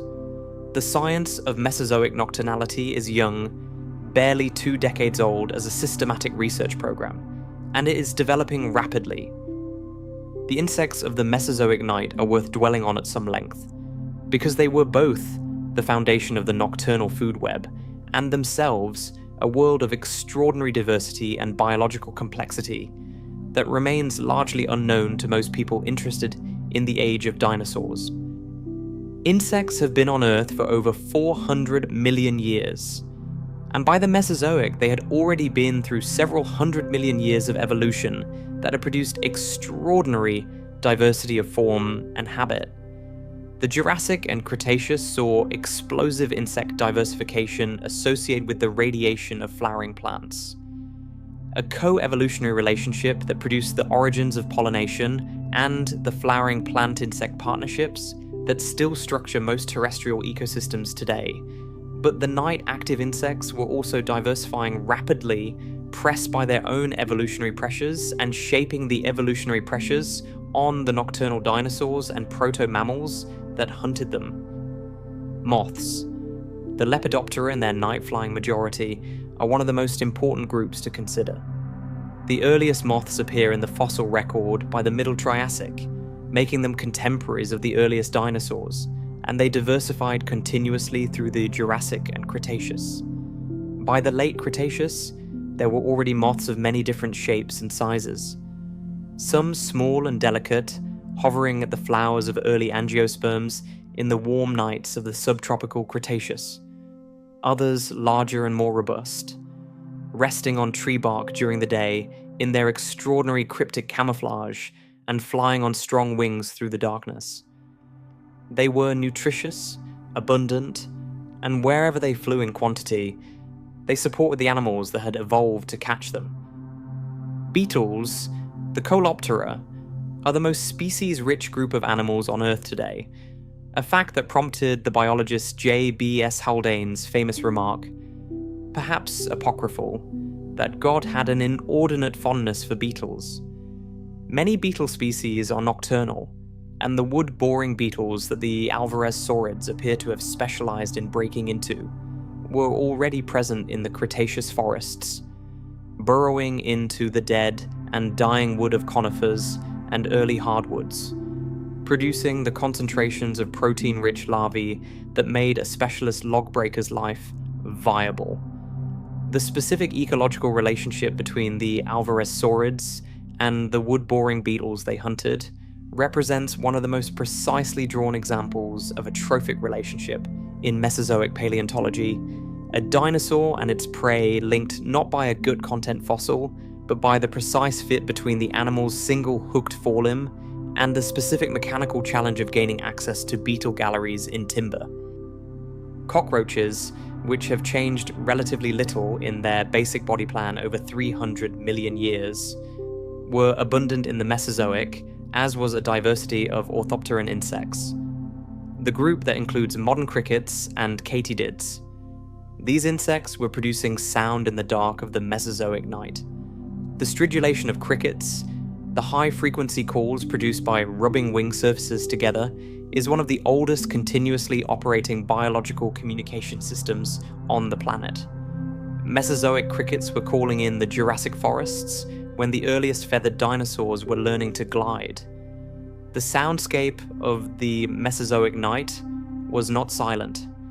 It was alive with insect calls, with the wing beats of flying insects, with the small sounds of countless invertebrates going about their lives, in the leaf litter and in the canopy, and in the rotting wood of fallen trees. Into this soundscape, the nocturnal dinosaurs moved, and the soundscape itself was information. The distribution of cricket calls across a forest floor, the density of wing beats in a particular clearing, the silence that sometimes fell when a predator moved through a section of the understory. All of these were signals that a sensitive auditory system could read.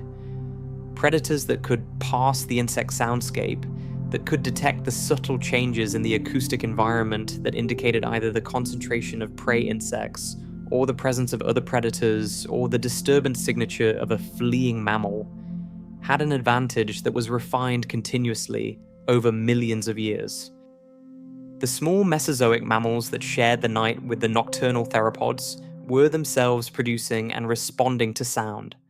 The multituberculates, a group of rodent-like mammals extraordinarily successful through most of the Mesozoic and well into the early Cenozoic, were likely producing ultrasonic vocalizations used for communication at close range, as many modern rodents do.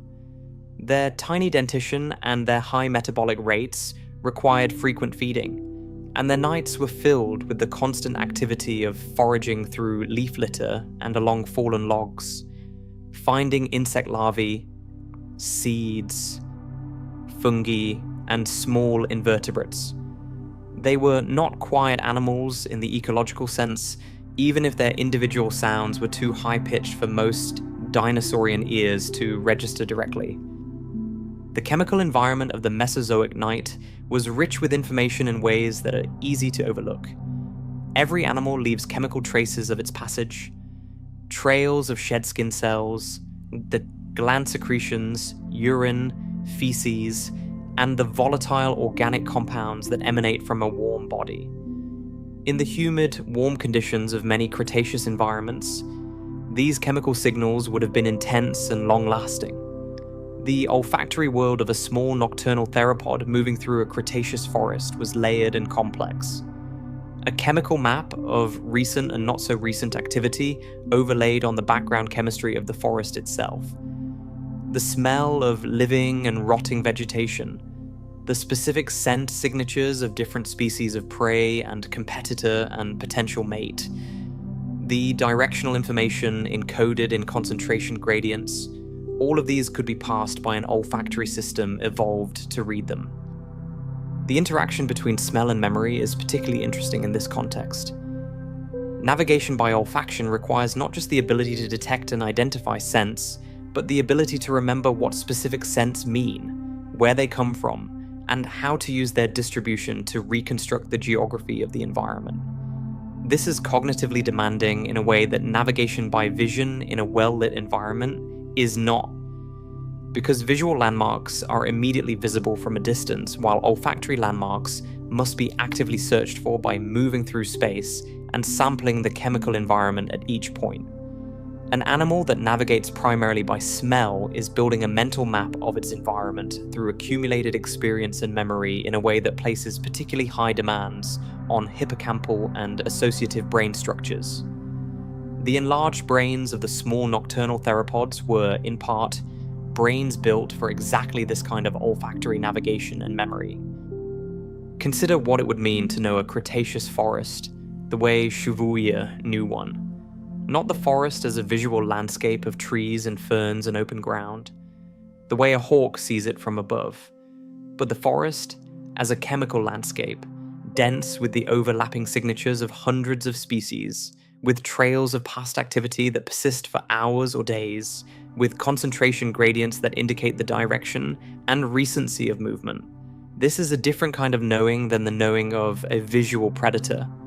More patient, more accumulated, more dependent on memory, and less dependent on immediate perception.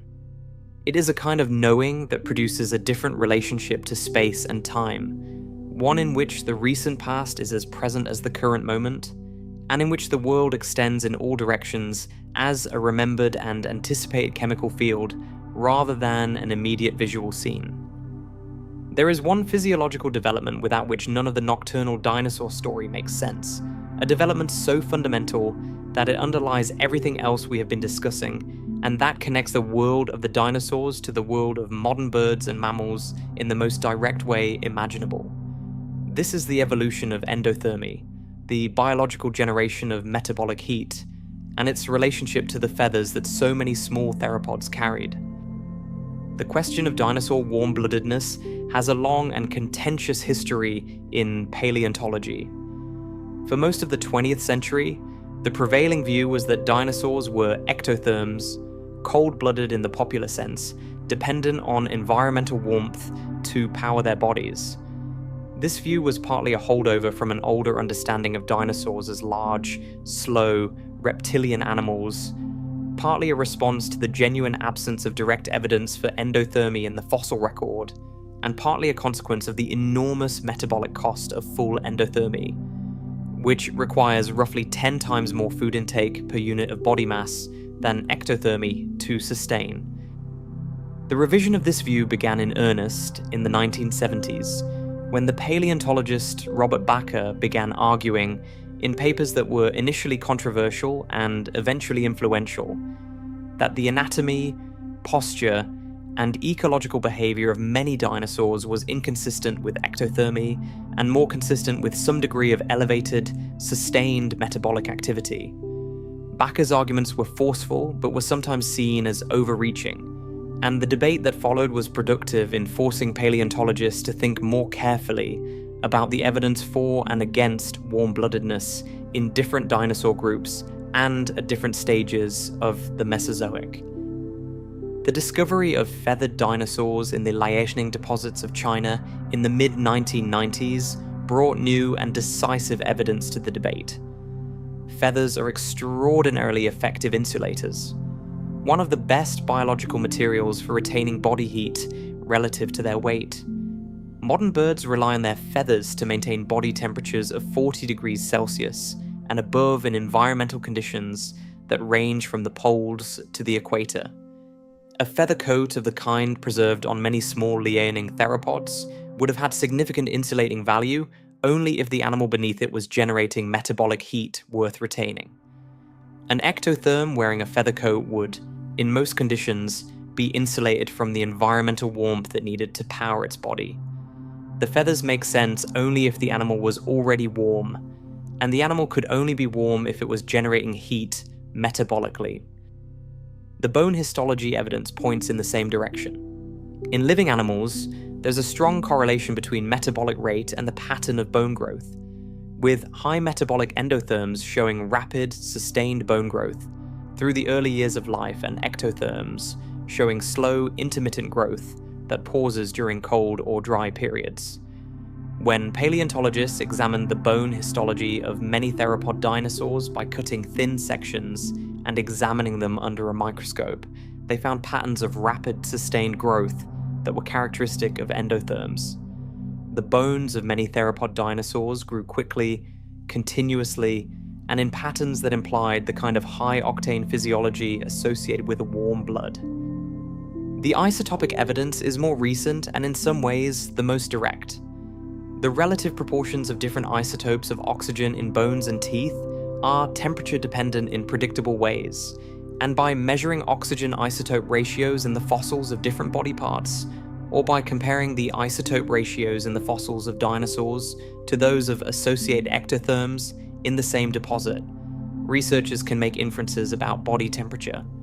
Several such studies have suggested that at least some large theropods maintained body temperatures of around 38 to 40 degrees Celsius, within the range of modern birds and mammals, which is considerably higher than the body temperatures of typical ectotherms. The implications of endothermy for nocturnal life are profound and direct. An ectotherm loses heat to its environment during the cool of the night, and as its body temperature drops, its metabolic rate falls, and its physical capabilities diminish. At some threshold temperature, an ectotherm becomes effectively immobile, its muscles unable to contract with sufficient speed and force for coordinated locomotion. This is why most lizards and snakes are inactive on cool nights, not by choice, but by physiological necessity. They are not choosing to sleep. Their bodies have simply cooled below the threshold of effective activity. An endotherm faces no such constraint, provided it has sufficient food energy to fuel the metabolic machinery that maintains its body temperature. A small feathered theropod with a metabolic rate comparable to that of a modern bird could remain active through cool Cretaceous nights without any significant impairment of its physical capabilities. Its muscles stayed warm. Its reaction times remained fast. Its sensory systems, which also depend on enzyme-mediated chemical reactions that are temperature-sensitive, remained at their full operational efficiency. The endotherm in the dark is an endotherm simply moving through a dark environment. the ectotherm in the dark is gradually becoming a stone. This is why the Cretaceous night belonged to the warm-blooded. Not because the night was cold, though it sometimes was, but because even moderate cooling, the difference between a warm Cretaceous afternoon and a cool Cretaceous midnight, was enough to significantly impair the activity of ectothermic animals while leaving endothermic animals unaffected. The large herbivorous dinosaurs, whose thermoregulatory physiology remains debated, but who appear to have been at least inertially warm-blooded by virtue of their sheer size, could maintain moderate body temperatures through much of the night simply by retaining the heat generated by their daytime feeding and digestion. But if you like the video so far, please leave us a like and a sub. A sub to the channel helps us make more videos for you to watch and keep the channel alive. But they were not optimized for activity in cool conditions the way the small feathered endotherms were. They moved more slowly, reacted more slowly, and were less capable of the rapid, precise movements required for the kind of active predation or rapid escape that characterize the smaller animals of the nocturnal world. The feathers matter here in a second way beyond simple insulation. Feathers can be raised and lowered through the action of small muscles attached to their base in a process called piloerection, which increases or decreases the thickness of the insulating layer against the skin. In cool conditions, raising the feathers traps more air and increases insulation. In warm conditions, flattening the feathers against the body reduces insulation and allows more heat to dissipate. This active control of the insulating layer gives a feathered animal a degree of thermoregulatory flexibility that is useful across a range of environmental conditions, including the variable temperatures of a night that starts cool and might warm slightly toward dawn. The feathered theropods were not passively wearing an insulating coat. They were actively managing their thermal environment in ways that allowed them to function efficiently across a wider range of temperatures than an animal dependent entirely on passive insulation or environmental heat could achieve. All of this, the endothermy, the feathers, the active thermoregulation, represents an evolutionary package that was assembled incrementally over tens of millions of years in the theropod lineage, and that, by the time of the late Cretaceous, had produced animals of considerable physiological sophistication. These animals were not proto-birds in the sense of being incomplete or transitional in a negative sense. They were complete and highly effective organisms, perfectly suited to the ecological niches they occupied, physiologically capable of things that the large ectothermic reptiles around them could not do. Among those things, preeminent in its evolutionary consequences, was the ability to be active, alert, effective predators in the cool darkness of the Mesozoic night. Let me try to bring all of this together into something more immediate. Something that puts flesh and breath on the bones of the evidence, because the science of Mesozoic nocturnality is, in the end, a science about real animals doing real things in a real world that existed. And sometimes, the best way to understand what that world was like is to try to enter it directly through the imagination, guided by everything the evidence allows us to reconstruct. Imagine a specific night, not a generic Cretaceous night, but a particular one, in a particular place, with a particular cast of characters. The place is what will one day be the Gobi Desert of Mongolia. Though on this night it is not a desert at all. It is a semi-arid landscape of sand dunes and rocky outcrops, interspersed with shallow, seasonally flooded basins where sparse vegetation grows along the margins of temporary water. The time is approximately 80 million years ago, in the Campanian stage of the late Cretaceous. The season is late summer, the hottest and driest season, when the sun has been brutal during the days and the nights bring the first real relief. The sun set 2 hours ago. The last light faded from the western horizon long since, and now the sky is extraordinary. There are no clouds. The atmosphere of the Cretaceous is clear. The air cleaner than any air that will exist after the Industrial Revolution, and the stars overhead are a density and brightness that no modern city dweller has ever seen. The Milky Way is a solid band of light from horizon to horizon. Individual stars cast faint shadows.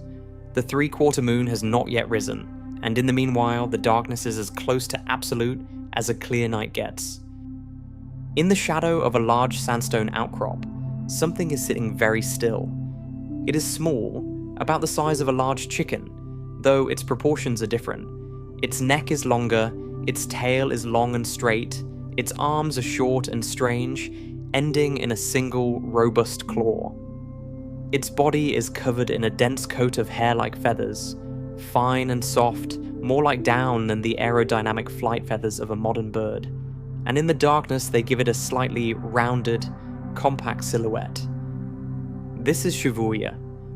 It has been sitting here for several minutes, processing information with a precision that its small body gives little external sign of. Its eyes are open, and in the darkness they are remarkable. The pupil is dilated to its maximum extent, a wide dark opening that allows the maximum possible amount of light to reach the retina beneath. Even in the near total darkness, the eye is gathering photons, starlight reflected off the pale sand, the faint luminescence of certain fungi on a rotting log 20 meters away, the slightly warmer glow of the sandstone that absorbed solar heat during the day and is now radiating it slowly into the cool night air. The visual image is dim and lacking color, but it is not nothing. Shapes and movement are visible. The landscape exists, in low fidelity, at the edge of perception. But Shibuya is not primarily using its eyes right now. Its nostrils are working steadily, the olfactory system processing a complex stream of chemical information from the night air. The dominant scent is mineral, the dry, sandy smell of the dune field. Beneath it, fainter but distinct, is the organic signature of beetle larva activity in the rotting log. A faint sweetness compounded of digested wood fiber and the metabolic products of hundreds of beetle larvae, working through the galleries of the dead wood. That is the target. Shibuya knows this smell. It knows it the way a bird knows the sound of a particular species' call, immediately and precisely, and without the need for conscious analysis. It moves. The movement is deliberate and quiet, each foot placed carefully, the weight transferred smoothly so that the claws make minimal contact with the surface. It crosses 15 meters of open sand in under 30 seconds, moving in the confident way of an animal that knows its terrain, that has moved through this darkness before and remembers the landmarks, the slight depression in the sand, the scattered rocks at the base of the outcrop, the position of the log. When it reaches the log, it pauses again. The olfactory signal is stronger now, and it is directional. The active galleries are on the far side of the log, beneath the surface where the wood is still solid enough to maintain structure, but where the larvae are densest. The single hooked forelimb swings forward. The blow is precise and powerful, driving the claw into the wood at exactly the angle required to lever open a section of bark and reach the gallery beneath. The wood splits with a sound that carries in the quiet of the night, and immediately Shibuya's long snout is inside the opening. The tongue moving rapidly across the surface of the exposed gallery, collecting beetle larvae with a speed and efficiency that reflects the millions of years of selection that produce this exact body plan for this exact purpose. It feeds for 2 minutes, then it withdraws, closes its eyes briefly, and begins processing the olfactory landscape again, searching for the next signal. This is not a dramatic scene in the cinematic sense. There is no chase, no confrontation, no spectacle of violence. It is the quiet industry of a small, highly adapted animal going about its night in the way that all the selection pressure of its lineage has prepared it to go about its night. It is an expert at this. It has been an expert in this specific way, as a species, for millions of years, and before that its ancestors were experts at related versions of the same basic task. The darkness around it is not an obstacle.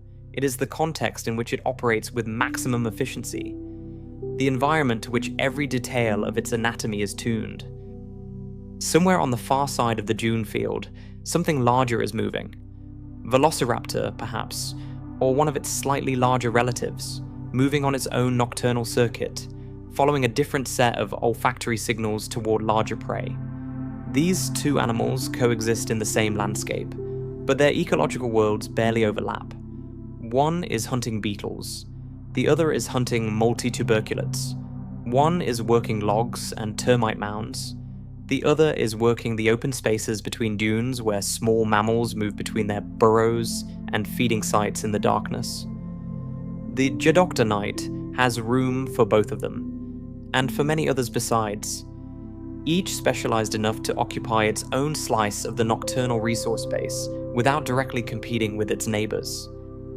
This is temporal and ecological partitioning in action. The Mesozoic night as a complex layered ecosystem in which a diversity of species coexist by exploiting different resources at different scales in the same landscape and the same period of darkness. The modern ecologist looking at this system would recognize it immediately.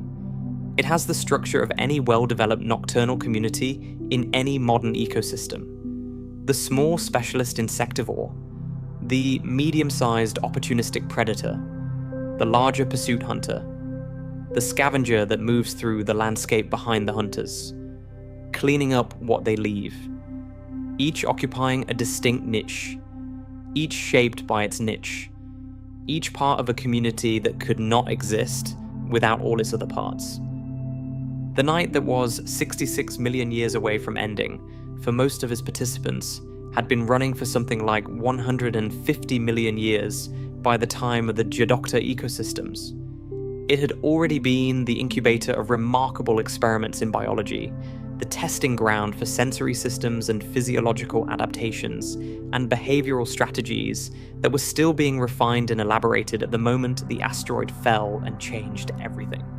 The nocturnal Mesozoic was not young. It was a mature and intricate world, built across geological time to a complexity that we are only now beginning to appreciate. The nocturnal ecology of dinosaurs did not begin in the Cretaceous.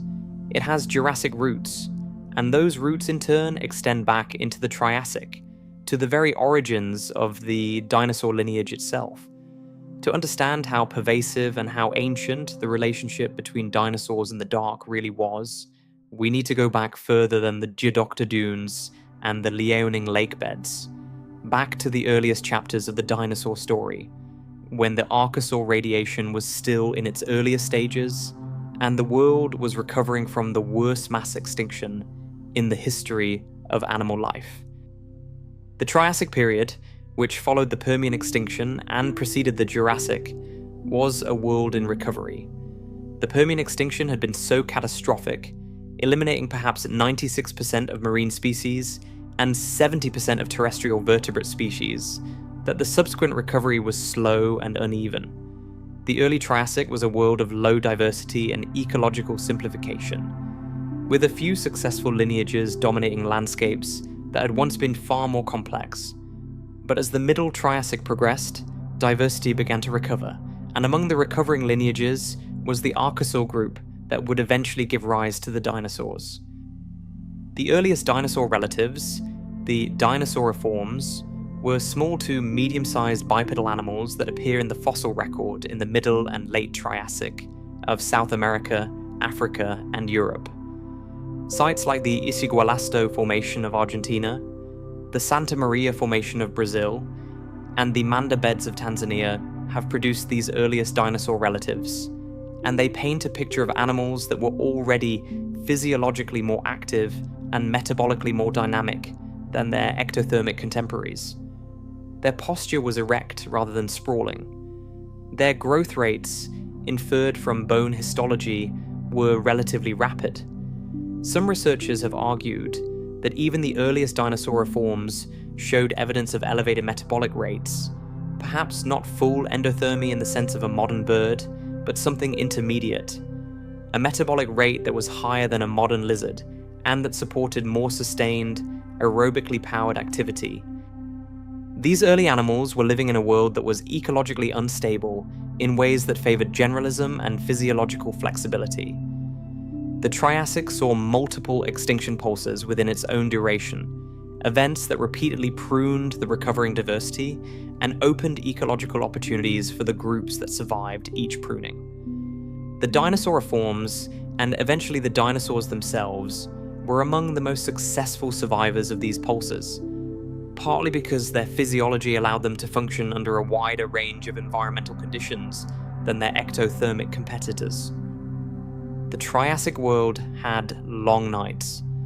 At high latitudes, as in the modern world, winter nights were very long, and the distribution of dinosaur relatives across a range of latitudes by the late Triassic suggests that the lineage was not restricted to equatorial conditions. Animals that could function in cool conditions, that could be active at night when ectothermic competitors were sluggish, that could exploit resources in the dark that their competitors could not reach, had an advantage that compounded over generations. The earliest dinosaurs were probably not strictly nocturnal in the way that some of their Cretaceous descendants were, but the physiological preconditions for nocturnal life, the elevated metabolism, the more active lifestyle, the erect posture that allowed more efficient locomotion, were already present. The Jurassic period saw the dramatic diversification of the dinosaur lineage into the forms that most people associate with the word dinosaur: the long-necked sauropods, the plated stegosaurs, the large allosaurid predators, and the first feathered maniraptorans, the group that would eventually give rise to the birds. It was in the Jurassic that the ecological partitioning of the day that we have been discussing throughout this journey began to take on the complexity and specificity that we see in the Cretaceous fossils. The Morrison Formation of the American West, a vast geological unit spanning parts of what are now Wyoming, Colorado, Utah, New Mexico, and Montana, preserves a Jurassic ecosystem of approximately 150 million years ago that has been studied intensively since the bone wars of the 1870s and 80s. The Morrison contains an extraordinary diversity of large sauropods, medium and large theropods, ornithischians of several kinds, and a diverse associated fauna of small mammals, lizards, crocodilians, and pterosaurs. It is one of the most thoroughly sampled Jurassic ecosystems in the world, and while the scleral ring and endocast data for many Morrison species are less complete than for many Cretaceous forms, the diversity of the fauna and the range of body sizes represented suggest a complex ecological structure that almost certainly included temporal partitioning across the daily cycle. The small coelurosaur theropods of the Morrison, including forms like Coelurus and Ornitholestes, were built in ways that paralleled the small nocturnal theropods of the Cretaceous. They were lightly built, fast-moving, small-bodied predators whose diet likely included small mammals, lizards, and the small proto-bird-like animals that were beginning to appear in late Jurassic ecosystems. The Jurassic mammal fauna was already diverse and already primarily nocturnal, pressing into the dark by the same competitive exclusion mechanisms we discussed in the context of the nocturnal bottleneck. And where there were small, active, nocturnal prey animals, there was evolutionary pressure for small, active, nocturnal predators capable of hunting them. One of the most striking pieces of evidence for the antiquity of the nocturnal dinosaur story comes from the soft tissue record, which is rare but occasionally extraordinary. The Leoning deposits preserve not just feather impressions, but occasional examples of remarkably detailed skin and soft tissue impressions. And similar exceptional preservation occurs in several other Cretaceous and Jurassic Lagerstätten around the world.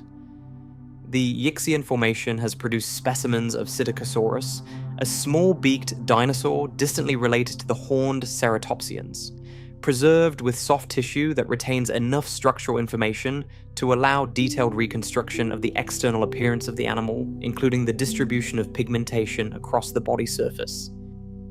In 2016, a team led by Jacob Winther at the University of Bristol analysed a Psittacosaurus specimen with extraordinary soft tissue preservation and used a technique called comparative photometry to reconstruct the original pigmentation pattern of the animal's exterior. The results revealed a striking pattern called countershading, in which the dorsal or upper surface of the animal was darker than the ventral or lower surface. Countershading is one of the most widespread and well understood forms of biological camouflage. It counteracts the natural effect of sunlight coming from above, which would normally illuminate the dorsal surface brightly and shadow the ventral surface, making a three-dimensional animal look three-dimensional.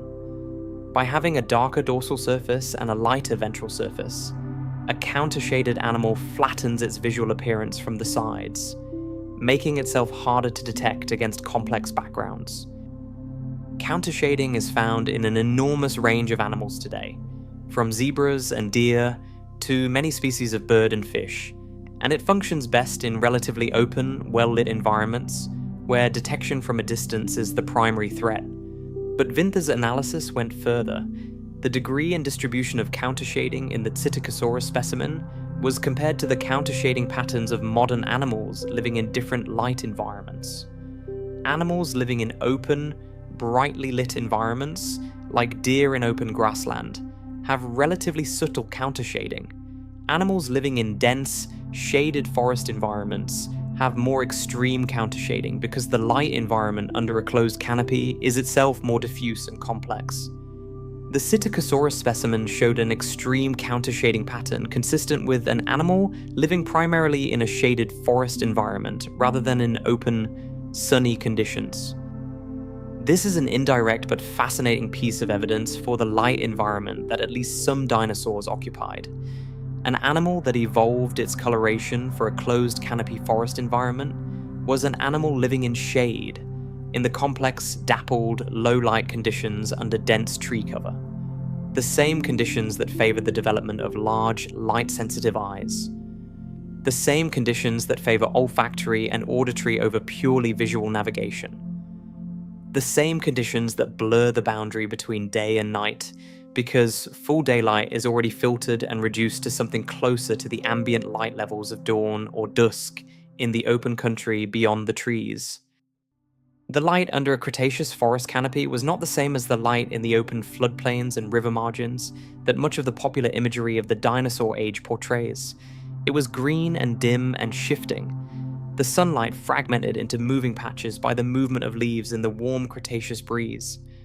The overall illumination low enough that a large-eyed animal had a genuine advantage over a small-eyed one even in the middle of the day.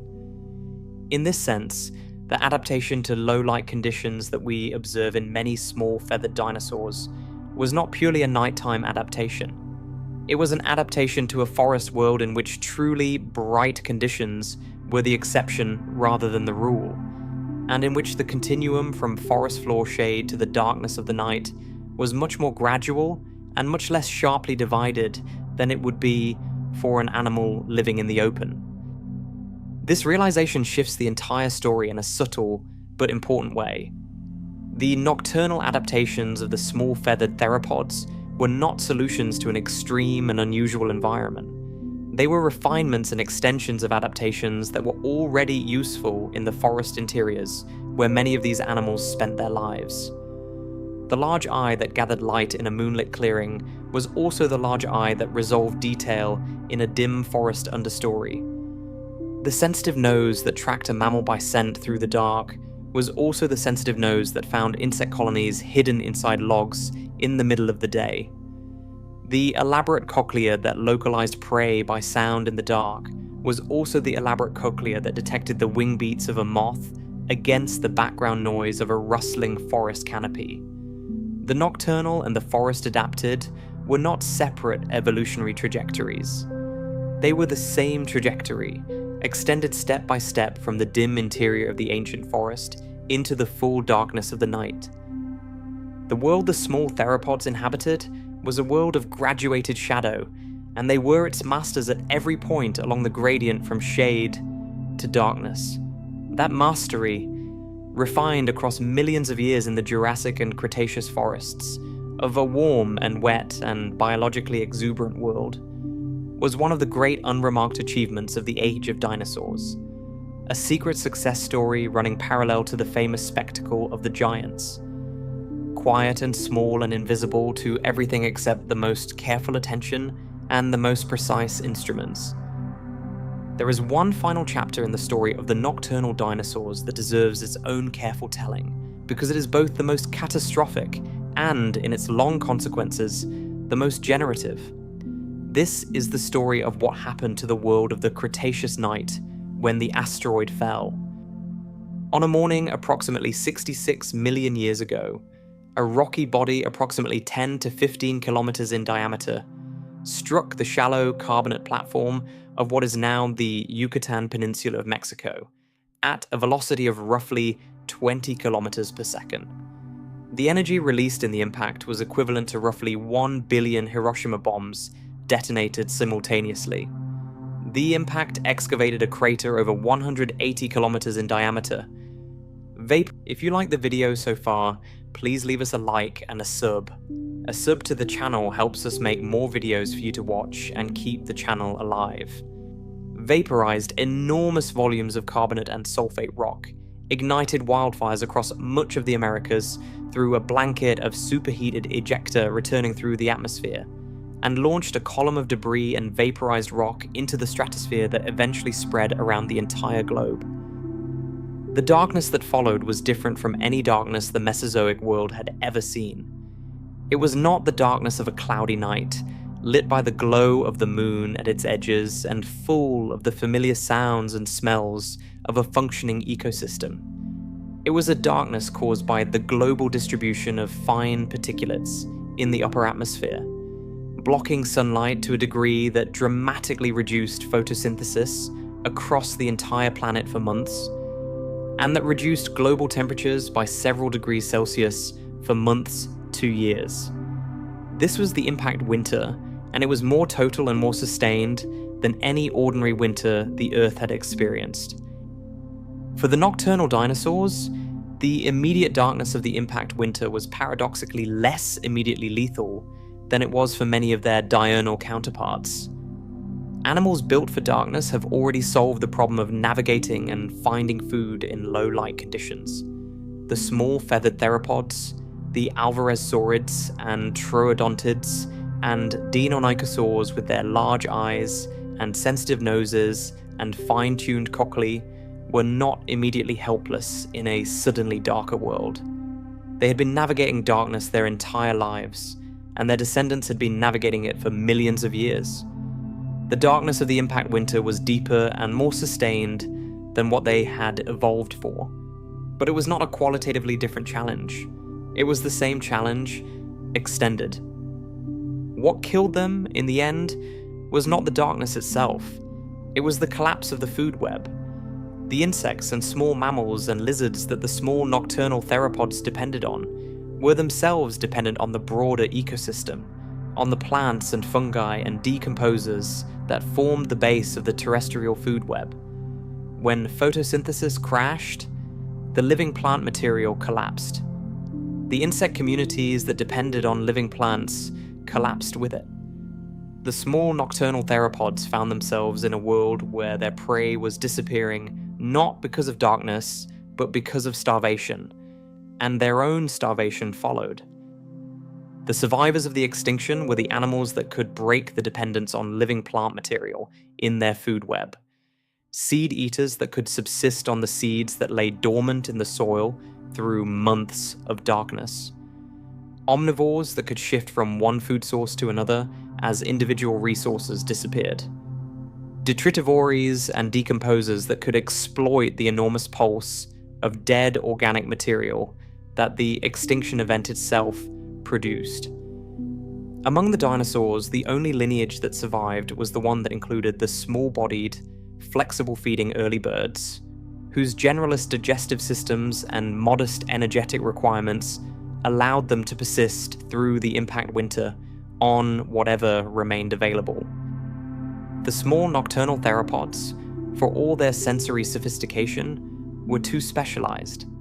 Their large eyes and sensitive ears and fine olfactory systems were tuned to specific prey in specific environments. The world those environments supported had been destroyed. The tools that made them masters of the Cretaceous night were tools designed for a particular set of ecological conditions, and when those conditions ceased to exist, the tools became irrelevant. The animal that had been the most elegantly adapted predator of the Djadokta Dunes or the lianing forests died because elegance is not a reliable survival strategy when the rules of the game change completely and instantaneously. This is a lesson that runs through the whole history of life, and it is worth sitting with for a moment. The most exquisitely specialized organisms are often the most vulnerable to rapid environmental change. The generalist, the opportunist, the animal that can eat many things and live in many conditions and survive on less when abundance is not available, the generalist often outlasts the specialist when catastrophe strikes. The nocturnal dinosaurs were specialists of a particular kind. They were specialists of the dark, but specialists nonetheless, dependent on specific prey and specific habitats and specific ecological relationships that the impact winter dissolved in a matter of months. The survivors were the generalists, the flexible, the resourceful, the desperate. And from their survival, in the damaged and simplified world that followed the extinction, the modern world was slowly reconstructed.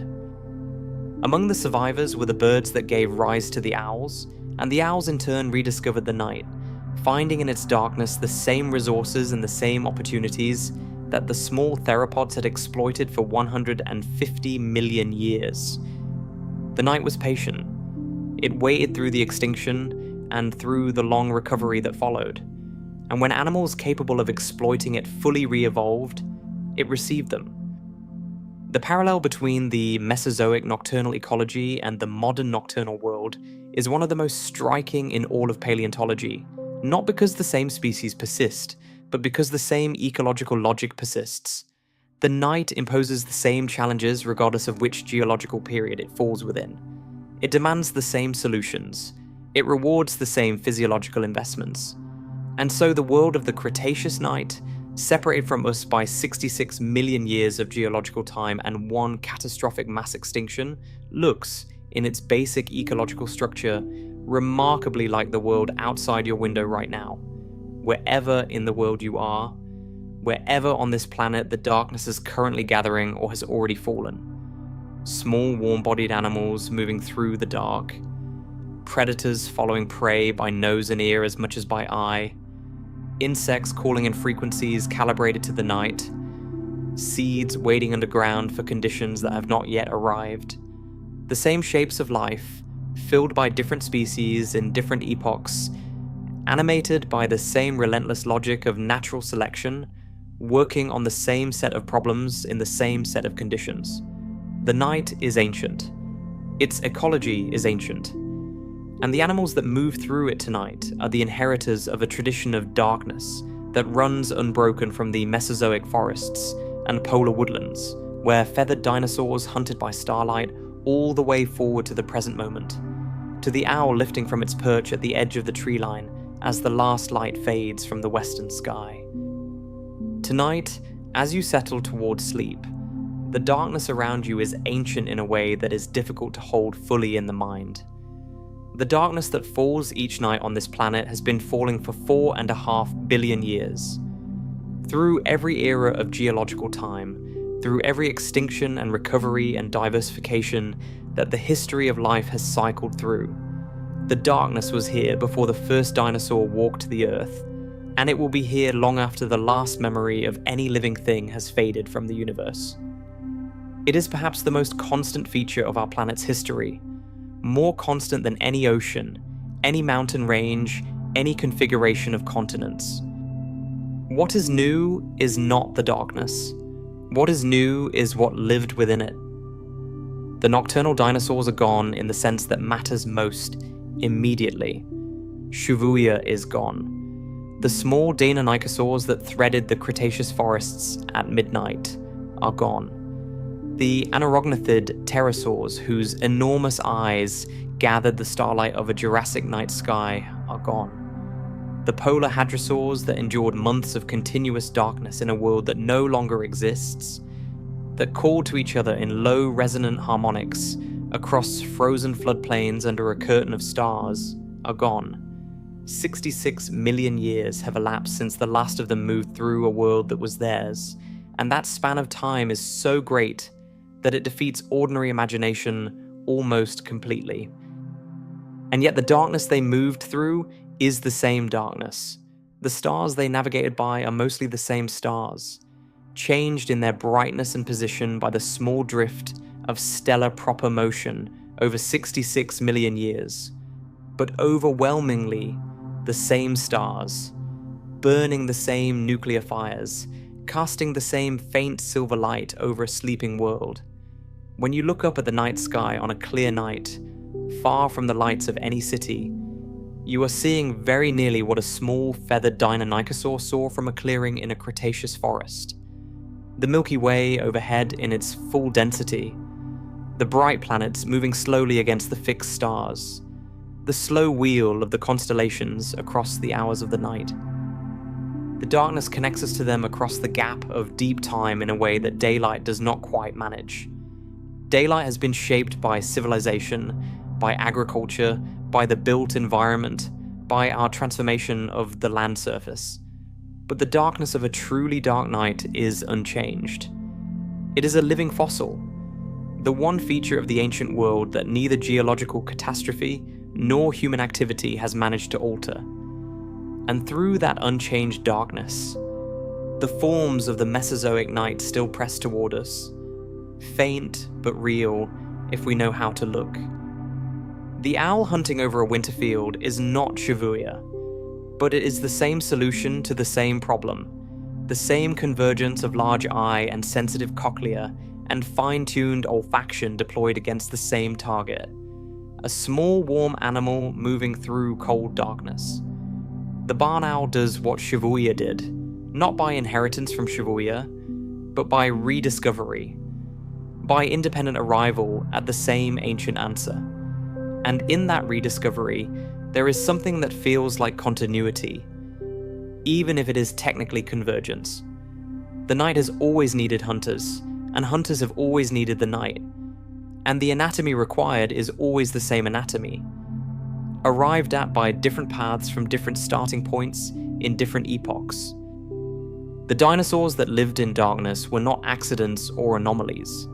They were the leading edge of an ecological and cognitive trajectory that the Mesozoic night itself was carving, slowly and relentlessly, across millions of years. The night did not simply shelter them. The night shaped them, selected them, refined them, pushed them toward greater sensory complexity and greater neural sophistication and greater behavioral flexibility with each generation. The darkness was not a retreat from the world.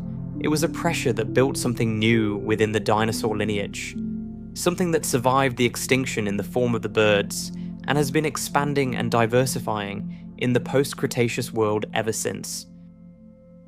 You carry some of this heritage yourself.